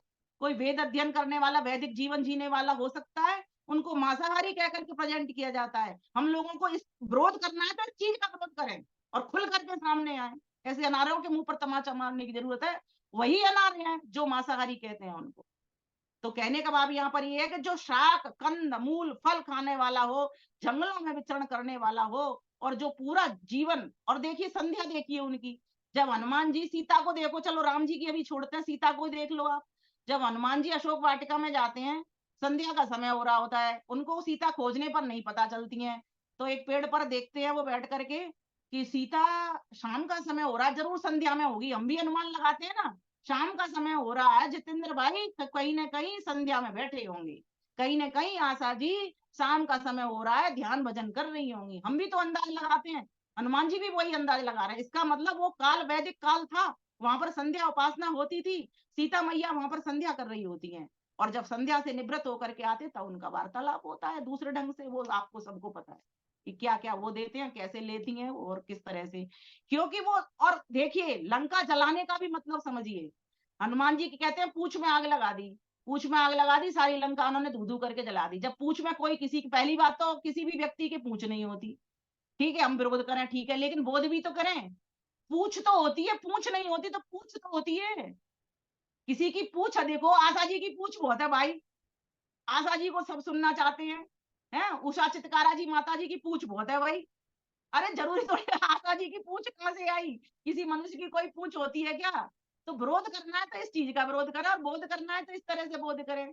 तो हनुमान जी की पूंछ में आग लगाना अर्थात हनुमान जी को लड़ाना बढ़ाना, परेशान करना, तंग करना। लेकिन हनुमान जी तंग होते नहीं है, क्योंकि जहां विवेक है वहां उसका साथी वैराग्य उसके साथ रहता है, और वैराग्य के साथ में फिर त्याग रहता है। ये तीन चीजें हमेशा साथ रहेंगी। जिसके पास विवेक है वहां वैराग्य होगा, और जहां वैराग्य और विवेक दोनों होंगे वहां त्याग जरूर होगा ही होगा, ये पक्की बात है। तो अब हनुमान जी के पास भी त्याग है, तो पूरी लंका को जला दिया उन्होंने। कैसे जलाया? उन्होंने आपस में लड़ा बढ़ा दिया, समझदार तो थे ही, आपस में लड़ बढ़ के मर गए सारे की सारे, ये लंका जल गई उनकी। अब ये टीवी वालों ने ऐसा प्रेजेंटेशन कर दिया, क्योंकि लोगों को आनंद ही तभी आता है कि वो पूरी लंका को जला रहे हैं, इस तरह से जला रहे हैं पेट्रोल, और आजकल तो अभिनय भी होता है तो इसी तरीके से होता है। खैर उसके पीछे कुछ भी रहता हो, अगर इसमें थोड़ा सा और सुधार करके इसको प्रेजेंट कर दिया जाए तो और अधिक परिणाम अच्छा इसका निकल सकता है, और अच्छी तरीके से हम प्रकाश में आ सकते हैं और लोगों को भी पहुंचा सकते हैं। पर रहेगा यही कि विरोध से हम किसी को अपने जोड़ नहीं सकते, हम बोध से ही किसी को जोड़ सकते हैं। और बोध भी हो तो ऐसा बोध हो कि हमारी संस्कृति पर भी प्रहार न हो, हमारे सिद्धांतों पर भी प्रहार न हो। सिद्धांत हमारे वही रहने चाहिए, सिद्धांतों में कहीं हमें वो नहीं करनी, लेकिन सिद्धांतों का प्रेजेंटेशन अलग तरीके का हो जाए, ऐसा हो जाए जिससे लोग जुड़े और सही तरीके से उसको पकड़ पाए बात को, इस तरीके का हमारा प्रस्तुतिकरण हो जाए। तो मेरा तो निवेदन यही है कि हम किसी भी चीज को समझें, समझ करके फिर उसको जीवन में धारण करने का प्रयास करें। और दूसरी बात, आगे चलिए, राम जी भी जब उसको ताटका का वध कर आते हैं, तो वहां भी जब वो चल रहे होते हैं तो वहां भी संध्या उपासना में बैठ जाते हैं, क्योंकि सायंकाल हो गया है। तो पंच महायज्ञ की पालना तो वे लोग भी नहीं छोड़ रहे हैं।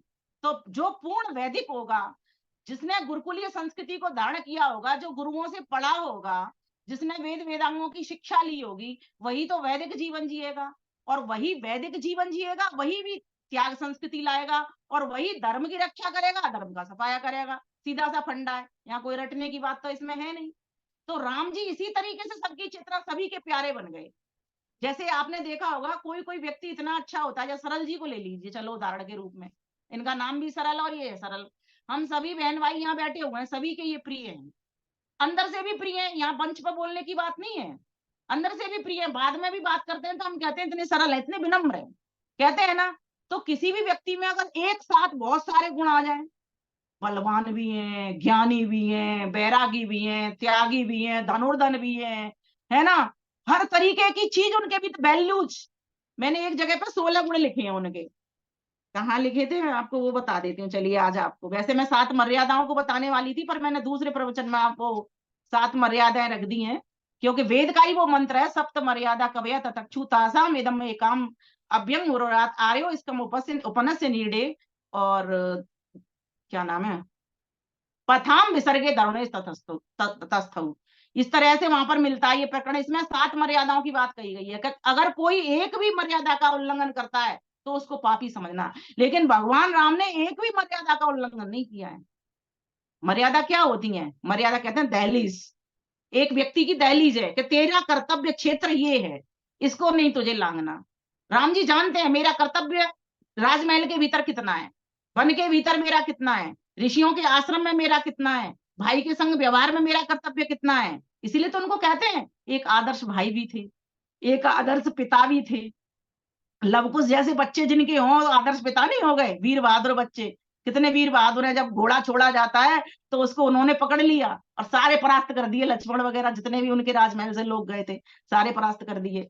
तो कहने का भाव यहाँ पर है कि भगवान राम को तो सभी तरीके का उपहार, एक अच्छे राजा, तभी तो कहते हैं हम राम राज्य काऊ नहीं व्यापा, दैहिक दैविक भौतिक तापा राम राज्य काऊ नहीं व्यापा। नहीं तो कैसे कह सकते आज वो कैसे बन जाते, और रामबाण भी कैसे हो जाते वो। हम कहते हैं ना ये तो रामबाण औषधि काम करेगी करेगी, असर करेगी ही करेगी।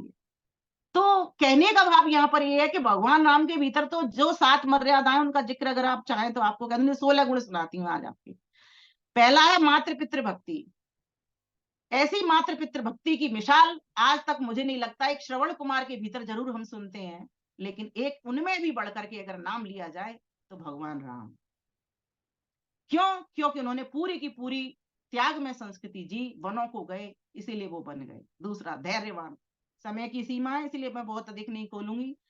सीता हरण में जब सीता का हरण हो जाता है तो राम जी वन वन में खोज कर रहे हैं, है ना, सीता को सबसे पूछते फिर रहे हैं। तो जटायु भी है, जटायु भी उसको रावण से टक्कर लेता है, बहुत तेज टक्कर लेता है। कहते हैं वो चोंच से हराता है उसको। वो चोंच क्या है? ये वाक्पटुता होती है और वाणी की शक्ति से। चोंच इसी को तो कहते हैं, मुख को। आशा जी किसको कहते हैं? इसी को कहते हैं ना। मुझे आशा जी दिख रही है इसलिए इन्हीं को प्रेजेंट कर रही हूँ सामने मुझे एक ही चित्र सामने जा रहा है।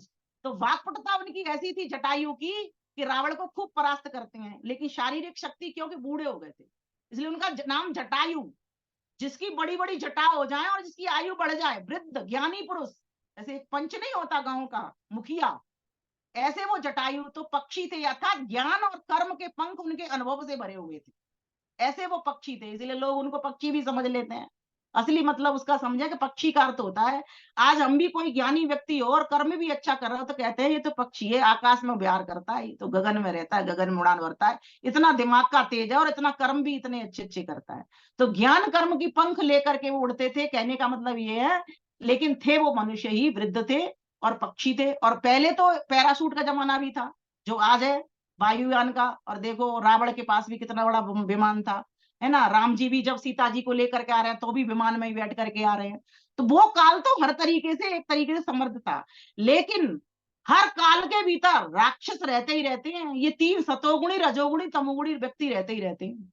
धार्मिक भी रहेंगे, सामान्य भी रहेंगे और देवता भी रहेंगे और अधर्मी भी रहेंगे। अर्थात देवता भी रहेंगे, मनुष्य भी रहेंगे और अधर्मी पापी लोग भी रहेंगे, राक्षस वृत्ति के लोग भी रहेंगे। और वही काल तब भी था। कुछ जगह पर बहुत अच्छे लोग थे, अयोध्या जैसी नगरी के आसपास के क्षेत्रों में। कुछ लोग रावण जैसे क्षेत्रों में, लंका, उसका नाम यक्षपुरी था तब, उसका नाम यक्षपुरी था। आज वो उसको लंका, फिर श्रीलंका, इस तरह से नामों का नामकरण होता रहता है। और क्या कहते हैं, अपनी किष्किंधा की जो संस्कृति थी वो वानरों की संस्कृति थी। तो वहां पर जो सुग्रीव था अच्छा व्यक्ति था, लेकिन बाली कामुक व्यक्ति था तो बहुत बलवान। रावण को भी उसने अपने कब्जे में कर रखा था। राम जी से कहा भी था उसने, जब राम जी ने वाली को मार दिया ना, तो कैसे मारा था? पेड़ के पीछे छुप के। क्यों मारा था इस तरीके से? क्योंकि रावणी का बल तो पता ही था भगवान राम को, है ना। और दूसरी बात, वो सुग्रीव और वाली एक जैसे से लगते थे। वो वनों में तो लोग लगते भी एक जैसे हैं, और दोनों भाई भी थे तो भी समानता उनकी मिल रही थी। तो उन्होंने एक युक्ति सोची, इसको माला पहना दी, है ना, फिर उसको तीर दे करके मार दिया। लेकिन बाली ने मरते वक्त कहा है कि तुम अगर रावण को परास्त करने जा रहे थे तो कुछ मुझसे विद्या ले लेते। रावण को तो मैं परास्त कर लेता हूं, तुम मेरा सहारा ले लेते। तो उन्होंने पता है कितनी बढ़िया बात कही कि ऐसे अधर्मी पापी, और उन्होंने 4 बातें वहां पर कही हैं।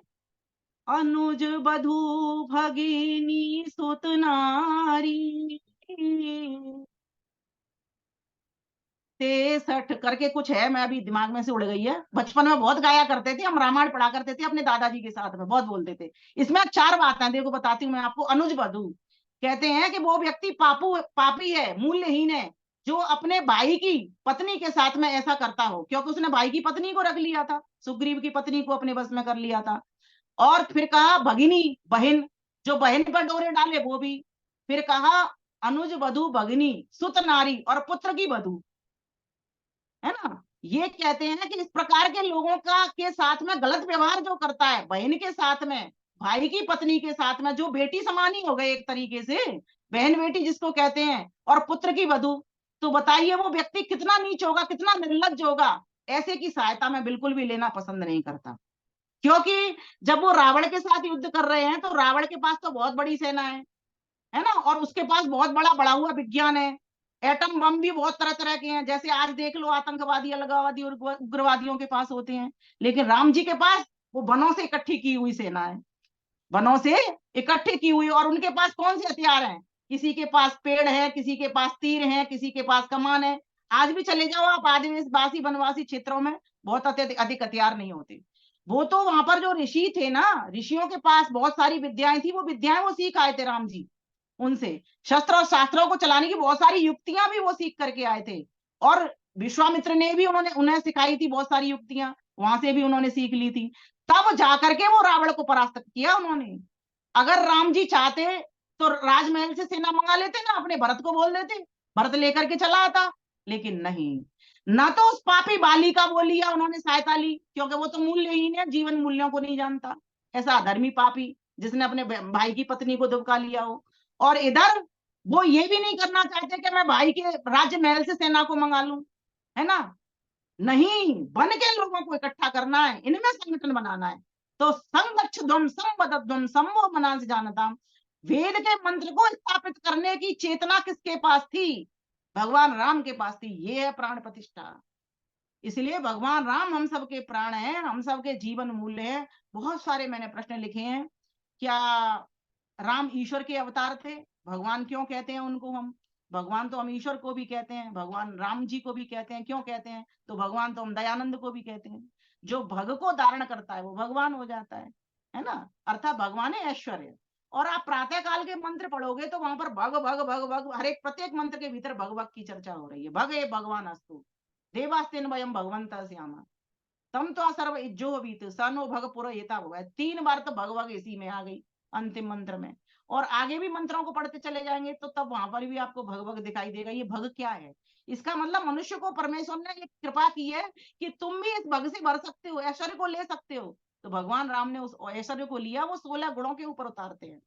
समय पता नहीं कितना हो रहा है, पर मेरे पास 16 गुण तो मैं अभी बोल ही नहीं पाई हूँ। मातृ पितृ भक्ति उनकी जहां बढ़ी चढ़ी है, वहीं वो धैर्यवान भी हैं, वहीं वे साहसी भी हैं, किसी से डरते नहीं है, हिलते नहीं है, कपते। उनका निर्भय पूरा जीवन काल उनका देखिए, जिसने रावण जैसे आतताई को, कुंभकर्ण, मेघनाथ जैसे लोग परास्त कर दिए वो भाइयों ने मिलकर के, सोचो वो क्या कितना बड़ा निर्भय होगा। उदार चरिता नाम। और विभीषण की शरण को विभीषण उनकी शरण में आ गया, उसको भी गले लगा लिया, सेनापति बना लिया। और एक और मजेदार बात है, जिस जिस राज्य के भीतर जिस जिसके अनार राजा को मारा, अधर्मी को, पापी को मारा, वहीं वहीं के धर्मी व्यक्ति को, आर्य व्यक्ति को राजा बनाया। बाली को मार के किसको बना दिया? सुग्रीव को बना दिया। और उधर लंका में रावण को मार के विभीषण को बना दिया। अगर वो चाहते तो क्या करते? क्योंकि लक्ष्मण जी ने उनको कहा है, भैया इसका लंका अब तो हमने जीत ली, विजयश्री हमको हासिल हो गई, भैया ये लंका का राज्य भी हमारा अपना हो गया, इसको ले लेते हैं, यहीं रह लेते हैं, हम तो यहीं घर बना लेते हैं और बढ़िया सा। लेकिन राम जी क्या कहते हैं? न मे लक्ष्मण रोचते अपि स्वर्णमयी लंका, न मे लक्ष्मण रोचते जननी जन्म भूमिश्च स्वर्गादपि गरीयसी। हे लक्ष्मण भैया, मुझे ये शोभा नहीं देती। जननी और जन्म भूमि स्वर्ग से भी बढ़ करके होती है, महान होती हैं। इसलिए हमें तो अपनी जननी माता की गोद के भीतर ही जाना है, अपनी जन्म भूमि में ही जाना है, वही हमारे लिए श्रेयस्कर है। और यहाँ का राज्य विभीषण को दे देते हैं। अच्छा, एक और बात बताइए, शत्रु का भाई है, कौन विश्वास करेगा? आज मैं और आप तो आशा जी हरगिज नहीं करेंगे। शत्रु का भाई है विभीषण, जब शरण में आ जाता है तो क्या पता वो कोई भेद कुछ कहने के लिए आ रहा हो, कुछ गलत काम करने के लिए आ रहा हो, मेरा मित्र बन करके आ रहा हो। लेकिन भगवान राम कितने दूरदृष्टा थे, कितने दूरदृष्टा थे। वो समझ रहे हैं कि ये विभीषण सताया हुआ है रावण का, विभीषण सताया हुआ है रावण का। और रावण के सताए हुए तो सारी पर त्रिजटा सीता की कभी भी सुरक्षा नहीं करती, वो सुरक्षा कवच बना करके बैठी रहती है, क्योंकि रावण की सताई हुई वो भी है। मंदोदरी बार बार समझाती है अपने पति को, सारी ऋषिकाएं थी ये, और लेकिन इनको ऐसे ऐसे पति मिल गए तो इसके चक्कर में ये सारी की सारी बर्बाद हो गई। कितना उसने कहा है, कितना कहा है, आप देख लीजिए प्रसंग उठा करके पूरी रामायण। मुझे लगता है बच्चे बच्चे को रामायण पता है आज। कुछ टीवी सीरियल वालों ने आजकल के बच्चों को बता दी, लेकिन हमारे टाइम तक तो मेरा ऐसा मानना है कि सभी के घरों में रामायण पढ़े। एक ऐसा समय आया था, हर घर में रात का खाना खाया रामायण पढ़ने बैठ जाया करते थे, या सुबह उठते थे नहाए धोए रामायण पढ़ने बैठ जाते। वेद का पठन पाठन तो महर्षि दयानंद सरस्वती के आने के बाद शुरू हुआ है। तब तक तो राम जी के कारण ही हम उन जीवनों से सीख रहे होते थे। क्यों? क्योंकि राम जी वैदिक थे। अब देखो महर्षि दयानंद सरस्वती ने हमारे लिए कितना पथ सरल कर दिया कि हम सभी राम बन सकते हैं, हम सभी राम बन सकते हैं, हम सभी सीता बन सकते हैं। सीता कितनी वीरांगना थी, कहती है पति के साथ मैं जाऊंगी। सोचो, वो अलग बात है कि रावण उनको ले गया, धोखे से ले गया, वैसे जाने वाली नहीं थी वो। अगर युद्ध भी करता तो रावण को परास्त कर देती।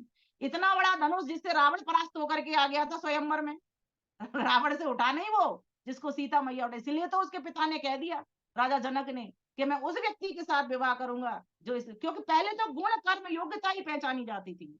गुण कर्म योग्यता के हिसाब से ही सारे विवाह हुआ करते थे। आज गुण पत्री नहीं मिलाते, आज जन्म पत्री मिलाया करते, इसलिए असफल हो जाते।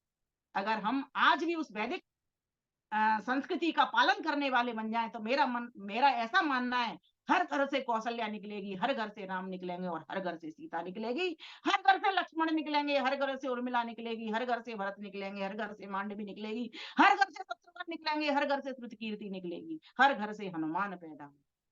ओम। फिर इस प्रकार का वातावरण कभी कहीं रहेगा नहीं। तो कहा, आइए 4 पंक्तियां कह के मैं विदा ले लेती हूँ, समय तो बहुत हो गया। कहूँ कि नहीं 4 पंक्ति? नहीं, कहिए कहिए। कह दूं? चलिए, कौन सी वाली कह दूं? मैंने तो बहुत गीत लिखे हैं।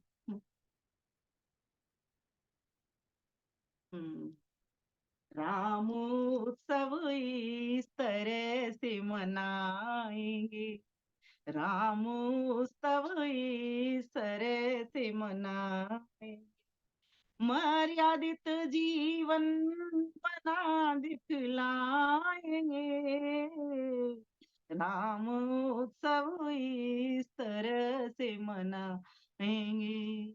नाम था जग में कामोस से बड़े, नाम था जग में कामोस से बड़े, तप संयम मर्यादा अनुशासन कड़े, तप संयम मर्यादा अनुशासन कड़े, उनके जैसे ही संवर हम जाएंगे, राम उत्सव इस तरह से मनाएंगे, माता और पिता की आज्ञा मान कर वनवासी प्रभु हो गए यह जान कर, बढ़ रहा आतंक जड़ से मिटाएंगे, राम उत्सव इस तरह से मना, राम की सेना वानरों से भरी, फिर भी रावण की शक्ति उनसे डरी, संगठित हो कर विजय दिखलाएंगे, राम उत्सव इस तरह से मना, आओ बहनों आइयो हम शपथ लें, आओ बहनों आइयो शपथ लें, विमल वन कर्तव्य पथ पर बढ़ चले, विमल वन कर्तव्य पथ पर बढ़ चले, राष्ट्र जल्दी ही समुन्नत पाएंगे, राम नवमी तरह से मनाएंगे, मर्यादित जीवन बना दिखलाएंगे, राम नवमी तरह से मनाए, राम उत्सव इस तरह से मनाएंगे, राम उत्सव इस तरह से मनाएंगे। याज्ञिक बने, वैदिक बने, संध्या उपासना करने वाले बने, मर्यादित बने, आदर्श बने, और ऐश्वर्य, धर्म, यश, ज्ञान, सौम्यता, संगठन, समरसता की भावना, इनसे सभी भरने वाले बने, सबसे मित्रवत, प्रेमपूर्ण, ऊंचा नीचा, जाति पात, छोटा बड़ा, सब भेदों को खत्म कर दें, सबसे एक अच्छा यथावत व्यवहार करें, जैसा कि महर्षि दयानंद ने कहा, क्योंकि राम जी ने वो जीवन जिया, वैसा व्यवहार किया, सबको अपना बनाया, सबको गले लगाया। इसीलिए हम सभी के वो प्राण हैं, हम सभी के जैसे प्राण हम सभी को ऊर्जा देते हैं, हम सभी को जीवन देते हैं, ऐसे भगवान राम भी हमको चेतना देते हैं। ऊर्जा देते हैं, प्राण देते हैं, कुछ करने की, अंदर से कुछ विचार उठाने की ताकत देते हैं, कुछ जीवन पर धरातल पर करने का, कर्म करने का साहस देते हैं, निर्भयता से हमको करते हैं। ऐसे भगवान राम की जय बोलें और ऐसे भगवान राम को अपने आदर्शों में लेकर के आए, तभी हमारा यहाँ पर वेबिनार करना भी सफल होगा और हम सभी आर्य रामत्व से भर पाएंगे और राम की संस्कृति को घर घर पहुंचा पाएंगे, अपने घर को राम में बना पाएंगे। इन्हीं शब्दों के साथ मैं अपनी वाणी को विराम देती हूँ। सभी का बहुत बहुत धन्यवाद करती हूँ। भाई जितेंद्र जी का बहुत बहुत धन्यवाद करती हूँ। नमस्ते जी। बहुत बहुत धन्यवाद आदरणीय बहन दर्शनाचार्य विमलेश बंसल जी। बहुत ही सुंदर तरीके से आपने इस विषय को रखा और बहुत सारी भ्रांतियां समाज के अंदर इस समय हैं। कुछ लोग कुछ बोल रहे हैं, कोई कुछ बोल रहा है, कोई कुछ बोल रहा है, विभिन्न प्रकार की बातें, लेकिन हमको उन सब से किनारा करके केवल इस बात पर अड़े रहना है कि हमारी भारतीय संस्कृति, वैदिक संस्कृति को उत्थान करने वाला यह एक बहुत ऐतिहासिक कदम है। हमें मिलकर के इसमें साथ रहना है और इसका समर्थन हर प्रकार से करना है। लेकिन ऐसे भी नहीं, कई लोग कहते हैं मौन समर्थन करना है, दूसरे के दौड़े के कहते हैं मजबूरी से करना है। नहीं, मजबूती से समर्थन करना है, मजबूती से ना मौन समर्थन से ना मजबूरी से, मजबूती से समर्थन करना है, क्योंकि राम हमारे प्राण हैं, ये जी। सोच करके। और राम का चरित्र तो निश्चित रूप से हम अपने हृदय में बसाएं और उनकी मर्यादाओं को अपने जीवन के अंदर लेकर के आएं। जैसा कि आपने बहुत सारे उदाहरणों के माध्यम से बताया, जो उनके जीवन में जो आदर्श थे उन्हें अपने जीवन में लेकर के आएं। पुरखों से बस आशीष मांगो, अपने बल पर सागर लांघो, मन मंदिर में राम बसाओ, थोड़े बहुत राम बन जाओ। केवल उनके गीत ना गाओ, न्यूनाधिक रामत्व दिखाओ, सभी मनीषी निज मन खोलो, ऊंचे स्वर में जय जय बोलो। सारस्वत मोहन मनीषी जी की ये कविताएं की पंक्तियां यहाँ पर सटीक प्रतीत होती हैं। तो बहुत बहुत धन्यवाद आपका समय देने के लिए और इतने सुंदर तरीके से इस विषय को हमारे मध्य में रखने के लिए। आइए, समय बहुत आगे बढ़ चुका है। मेरी प्रार्थना आदरणीय मैडम उषा चित्कारा जी से, कृपया आए। आर्य केंद्रीय सभा नगर निगम क्षेत्र फरीदाबाद की आप मंत्री हैं और महिला प्रभारी हैं, तो आप आकर के एक बार सभी का धन्यवाद करें और अपना बहुत संक्षेप में संदेश दें। आदरणीय उषा चित्कारा जी।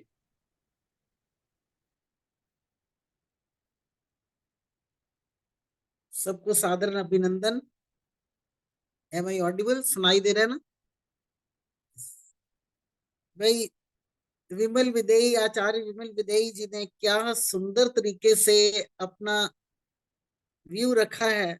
इन्होंने तो मेरे मन की बात कह दी। ऐसा ही एक डिस्कशन मेरे समाज में एक महानुभाव से हो गया, तो उन्होंने कुछ ऐसा लिखा, तो मैंने उनको कहा कि टेक इट इजी, ये जो प्राण प्रतिष्ठा को इनॉग्रेशन समझो, टेक इट इजी, प्राण प्रतिष्ठा को don't take it for words, इसको एज सिंबल इस्तेमाल करो। तो कैसी पोइटिक लैंग्वेज में, कैसी सुंदर flow of the words, like the water of the Ganges, इनका विमल वैदेही जी का था। कितने सुंदर तरीके से इन्होंने, वाकई पक्षी की तरह इन्होंने उड़ान भरी और अपनी वाणी की शक्ति से ये बात समझा दी कि वो वैदिक थे और प्राण प्रतिष्ठा एक सिंबल है। प्राण प्रतिष्ठा तो जैसे इन्होंने बताया अहिल्या में हुई, प्राण प्रतिष्ठा का मतलब है किसी में जीवन भर देना, सिंबॉलिक है। तो ये मंदिर तो बिल्कुल उन्होंने सही कहा कि ये तो हमारी ऐतिहासिक एक मिसाल है, बहुत पक्की मिसाल बन जाएगी, जो कि रिवाइव हुई है। नहीं तो मस्जिद ही बनी रहती तो कौन राम को याद करता।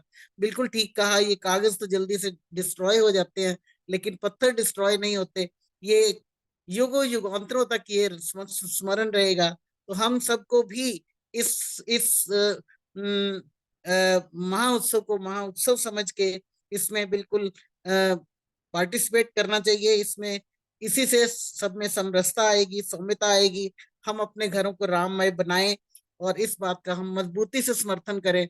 जैसे उन्होंने कहा है, राम वैदिक थे, उनकी सारी उनका सारा परिवार, उनके पिताजी, उनकी सारी माताएं, सभी बाकी भाइयों की रानियां, सभी लोग पक्के के पक्के वैदिक थे। यज्ञ होता था।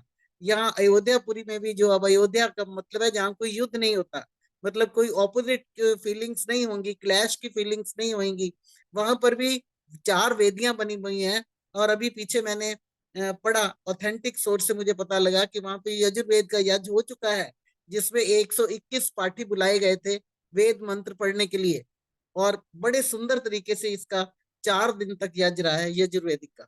और आगे भी जैसे इन्होंने बताया स्वस्ति वाचन भी होगा और बाकी मंत्रों का भी होगा पाठ। ये सब वैदिक है, ये सारे सिंबल हैं जो मंदिर बनाते हैं। हम उन मंदिर में जो मूर्तियां स्थापित करते हैं उनको सिंबल समझ के उनके चरित्र का अनुसरण करने का प्रयास करें, ये है इसका असली मतलब। अगर चरित्र भी ना हो, आप अपने घर में अपने बाप दादों का, जो बेचारे चले गए हैं पूर्वज हमारे, हम उनकी तस्वीरें रखते हैं, हम उनको तस्वीरों को आदर से देखते हैं और उनकी सारी जिंदगानी हमारे सामने शीशे की तरह उपस्थित हो जाती है। तो इसी तरह ये जो सिंबल बने हैं, ये जो मूर्तियां बनेंगी, ये जो पत्थर बन रहे हैं, ये इनको कलाकारों ने घड़ दिया है। ये सिंबल हैं हमारी आर्य संस्कृति के, वैदिक संस्कृति के, हमारी प्रतिष्ठा के, हमारे जीने के तरीके को। तभी तो हम कह सकेंगे एको सद विप्रा बहुधा वदंती एताद देश एक देश प्रसूतस्य चरित्रम रक्षरन पृथ्व्याम सर्वमानवा। थोड़ा सा मैं एक वर्ड भूल गई बीच में, कि ये हमारा देश भारत ऐसा होगा कि जिसमें जगह जगह से भारत में लोग आएंगे, पूरे दुनिया से अपने अपने चरित्रों की रक्षा करने के लिए और कुछ सीखने के लिए। ये वैदिक संस्कृति का आधार और बेस है, और राम उसके एक बहुत बड़े स्तंभ हैं जिसका हमें पूरा पालन करना चाहिए। मैं तो बहुत प्रशंसा के लिए वर्ड्स ही मेरे पास नहीं है कि विमल जी ने इतने सुंदर फ्लो से बोला कि एकदम कहीं कोई रुकने का मतलब ही नहीं। Like the Ganges of the water, flow of the Ganges of the water, हमने देखा कैसे चलता रहता है। उसी तरह से इनकी वाणी बहुत मधुर बोलती है, बहुत इफेक्टिव बोलती है। परमात्मा करे हम इनके सुने हुए को मनन कर सके, और आज का यही हम थॉट फॉर द डे लेकर जाएं कि हम अपने जीवन को राममय बनाएं। है तो छोटा सा वर्ड, लेकिन ये भी बहुत बड़ा सिंबल है। राममय बनाएं मतलब हम सारी उनकी मर्यादाओं को सीखें, उनकी सारी कलाओं को सीखें और अपने बच्चों को वैसे ही संस्कार दें, और तभी तो हमारा जीवन प्रसन्न होगा, तभी हमारे जीवन का कोई बेस बन पाएगा, तभी हमारे जीवन का कोई वो मतलब रहेगा कि हम किस लिए पैदा हुए। अन्यथा तो हमारी वैदिक संस्कृति छुपी रह जाएगी। हम छोटी छोटी बातों में ये झगड़ पड़ते हैं, इसी बात पे इतना ज्यादा वो वार्तालाप हुआ, फिर भी अगले सुनने वाले ने ये माना नहीं। कहती मैडम आप, कहते हैं कि मैडम आप शब्दों के में तो हम आपसे हार गए, लेकिन हम विचार अभी भी नहीं मानते, प्राण प्रतिष्ठा हो सकती है। मैं क्या, मैंने नहीं बोला प्राण प्रतिष्ठा, मैं कह रही हूँ ये इनॉग्रेशन है, ये सिर्फ रिवाइवल है उन ग्रेट ग्रेट कैरेक्टर्स को जिन्होंने हमें आज तक इतने एग्जाम्पल दिए। एग्जाम्पलरी लाइव्स हैं to be followed, lives of great men all remind us we can make our lives sublime and departing leave behind us footprints on the sands of time। ये footprints हैं उनकी मूर्तियां जो कि वो पीछे छोड़ के जा रही है, जिनको कि कलाकारों ने आकृति दी हमें रिमाइंड कराने के लिए, हमें मर्यादाओं को सीखने के लिए, अपने जीवन को राममय बनाने के लिए। तो आज का हम यही प्रण ले जाएं कि हम भी अपने जीवन को राममय बनाएं और इसको पूरे उसके साथ आस्था के साथ देखें और आस्था के साथ ही इसका अनुसरण करें। मेरे शब्द तो इतने बढ़िया नहीं हो सकते जितने विमल विदेही जी यूज कर लेती हैं, तो मुझे थोड़ा थोड़ा बीच पड़ता है। तो flow I appreciate Jatinder Tayal ji, जिन्होंने इतना सुंदर सत्संग रचाया। इस बार मेरा मन यही था कि यही टॉपिक होना चाहिए बोलने का, बाई चांस मैंने पढ़ लिया यही टॉपिक था, नहीं तो मैं इनको कहने वाली थी कि मैं इस पर बोलूंगी। तो मेरे मन की बात इन्होंने और भी सुंदर कल भी बताई। नीता आर्य पुणे जी के यहाँ जुड़ूंगी बहन जी मैं, नीता आर्य पुणे, और विषय यही रहेगा, और उसमें कुछ थोड़े से प्रसंग और ले लूंगी अलग, थोड़े से और मिला लूंगी उसमें। बहुत सुंदर आपने बोला, मैं तो कायल हो गई, मतलब बहुत सुंदर बोला आपने, मुझे बहुत अच्छा विचार जुड़ते हैं ना, विचार मिलते हैं। नहीं फिर फ्लो है आपका, लैंग्वेज पे कमांड है, विचारों पे तो है ही है, विचार हमारे भी हैं, लेकिन ऐसा फ्लो नहीं है हिंदी में ऐसा फर्स्ट क्लास बोलने का, जैसे आप बिना किसी रुकावट के, ऐसा लगता है कि हिलू ना मैं, जब आप बोल रहे होते हैं ना, मैं हिलू ना, सिर्फ सुनती जाऊं, इतना अच्छा लगता है मुझे। तो इसके लिए मन आई में वुड लाइक, चलते हैं जो वाणी से प्रकट होते रहते हैं, मन में चलते हैं वाणी से प्रकट होते हैं। ईश्वर की कृपा, आप बड़ी बहनों का आशीर्वाद है। ठीक है, ये तो फ्लो तो अपने आप बन जाता है, provided you have the way and the will to put it, you have both, you are God bless. धन्यवाद। पायल जी का भी बहुत बहुत धन्यवाद करती हूँ, सभी बहनों का। और वो ललिता तनेजा जी बड़ी सुंदर कविता लिखती हैं। ललिता तनेजा जी, एक बार मुझे आप ललिता तनेजा लिख के अपना नंबर पे मुझे व्हाट्सएप पे भेजना, अगर आप सुन रही हैं तो। आप बहुत उषा सुंदर जी, कविता। उषा जी आपको बहुत बहुत नमन, बहुत बहुत बहुत नमन हाँ, बहन जी। तो इसी मैं के साथ सबका थैंक्स करती हूँ। और तायल जी को बहुत बहुत थैंक्स और बहुत बहुत आशीर्वाद। In spite of his job, in spite of the work at home, in spite of the social obligations, he is so much involved and does so much for the society. God bless him and God bless us all. इसी के साथ सबका पुनः धन्यवाद। सम श्रुतेन गमेमहि, मां श्रुतेन विरादिशि। ओम शाम। बहुत बहुत धन्यवाद मैडम उषा चितकारा जी। बहुत सुंदर तरीके से आपने पूरे कार्यक्रम का निचोड़ हमारे सामने प्रस्तुत किया और अपने भावों को भी अभिव्यक्त किया। आपका बहुत बहुत धन्यवाद। और आप सही कह रही हैं, आज तो मैं जो कार्यक्रम में बैठा हूँ, लेकिन back of my mind there are lot many things going on. बहुत सारा कार्यक्रम कल के लिए जो सोचा हुआ है, बहुत सारी व्यवस्था उसकी करनी है, और साथ साथ यज्ञ की पूरी व्यवस्था हमारे हाथ में है। उसका फ्लैक्स बनवाना, बैनर बनवाना और बहुत सारी व्यवस्थाएं उसकी सारी देखनी है। तो उस सब कार्यों में बहुत ज़्यादा व्यस्तता है। इस कार्यक्रम के बाद अब मैं फिर उसी के लिए लगूंगा 2-3 घंटे, और अभी काम करना है। तो आपका बहुत बहुत धन्यवाद सुंदर विचार हमारे सामने रखने के लिए। आइए अब शांति पाठ करके आज के कार्यक्रम को हम समापन करें, और उसके पश्चात 2-3 मिनट हम आपस में अनौपचारिक रूप से चर्चा कर पाएंगे। शांति पाठ करें। भाई साहब, उस उषा जी का नंबर, उषा चितकारा जी का नंबर मेरे व्हाट्सएप पर डाल दीजिएगा।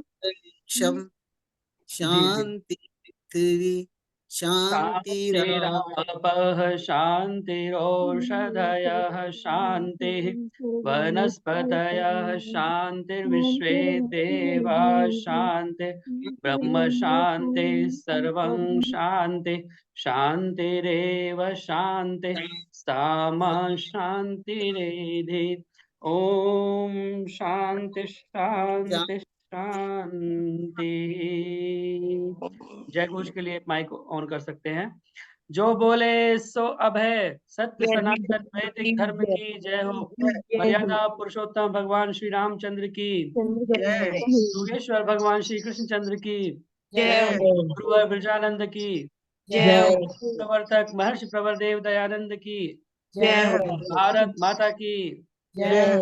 लघु माता का अलग हो। आर्य समाज रही वेद की ज्योति जल्दी ओम का झंडा ऊंचा प्रणव ध्वनि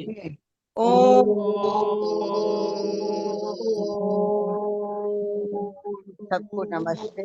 वैदिक अभिवादन। सभी को नमस्ते। सभी का सभी को नमस्ते। सबको नमस्ते जी। नमस्ते माता जी नमस्ते।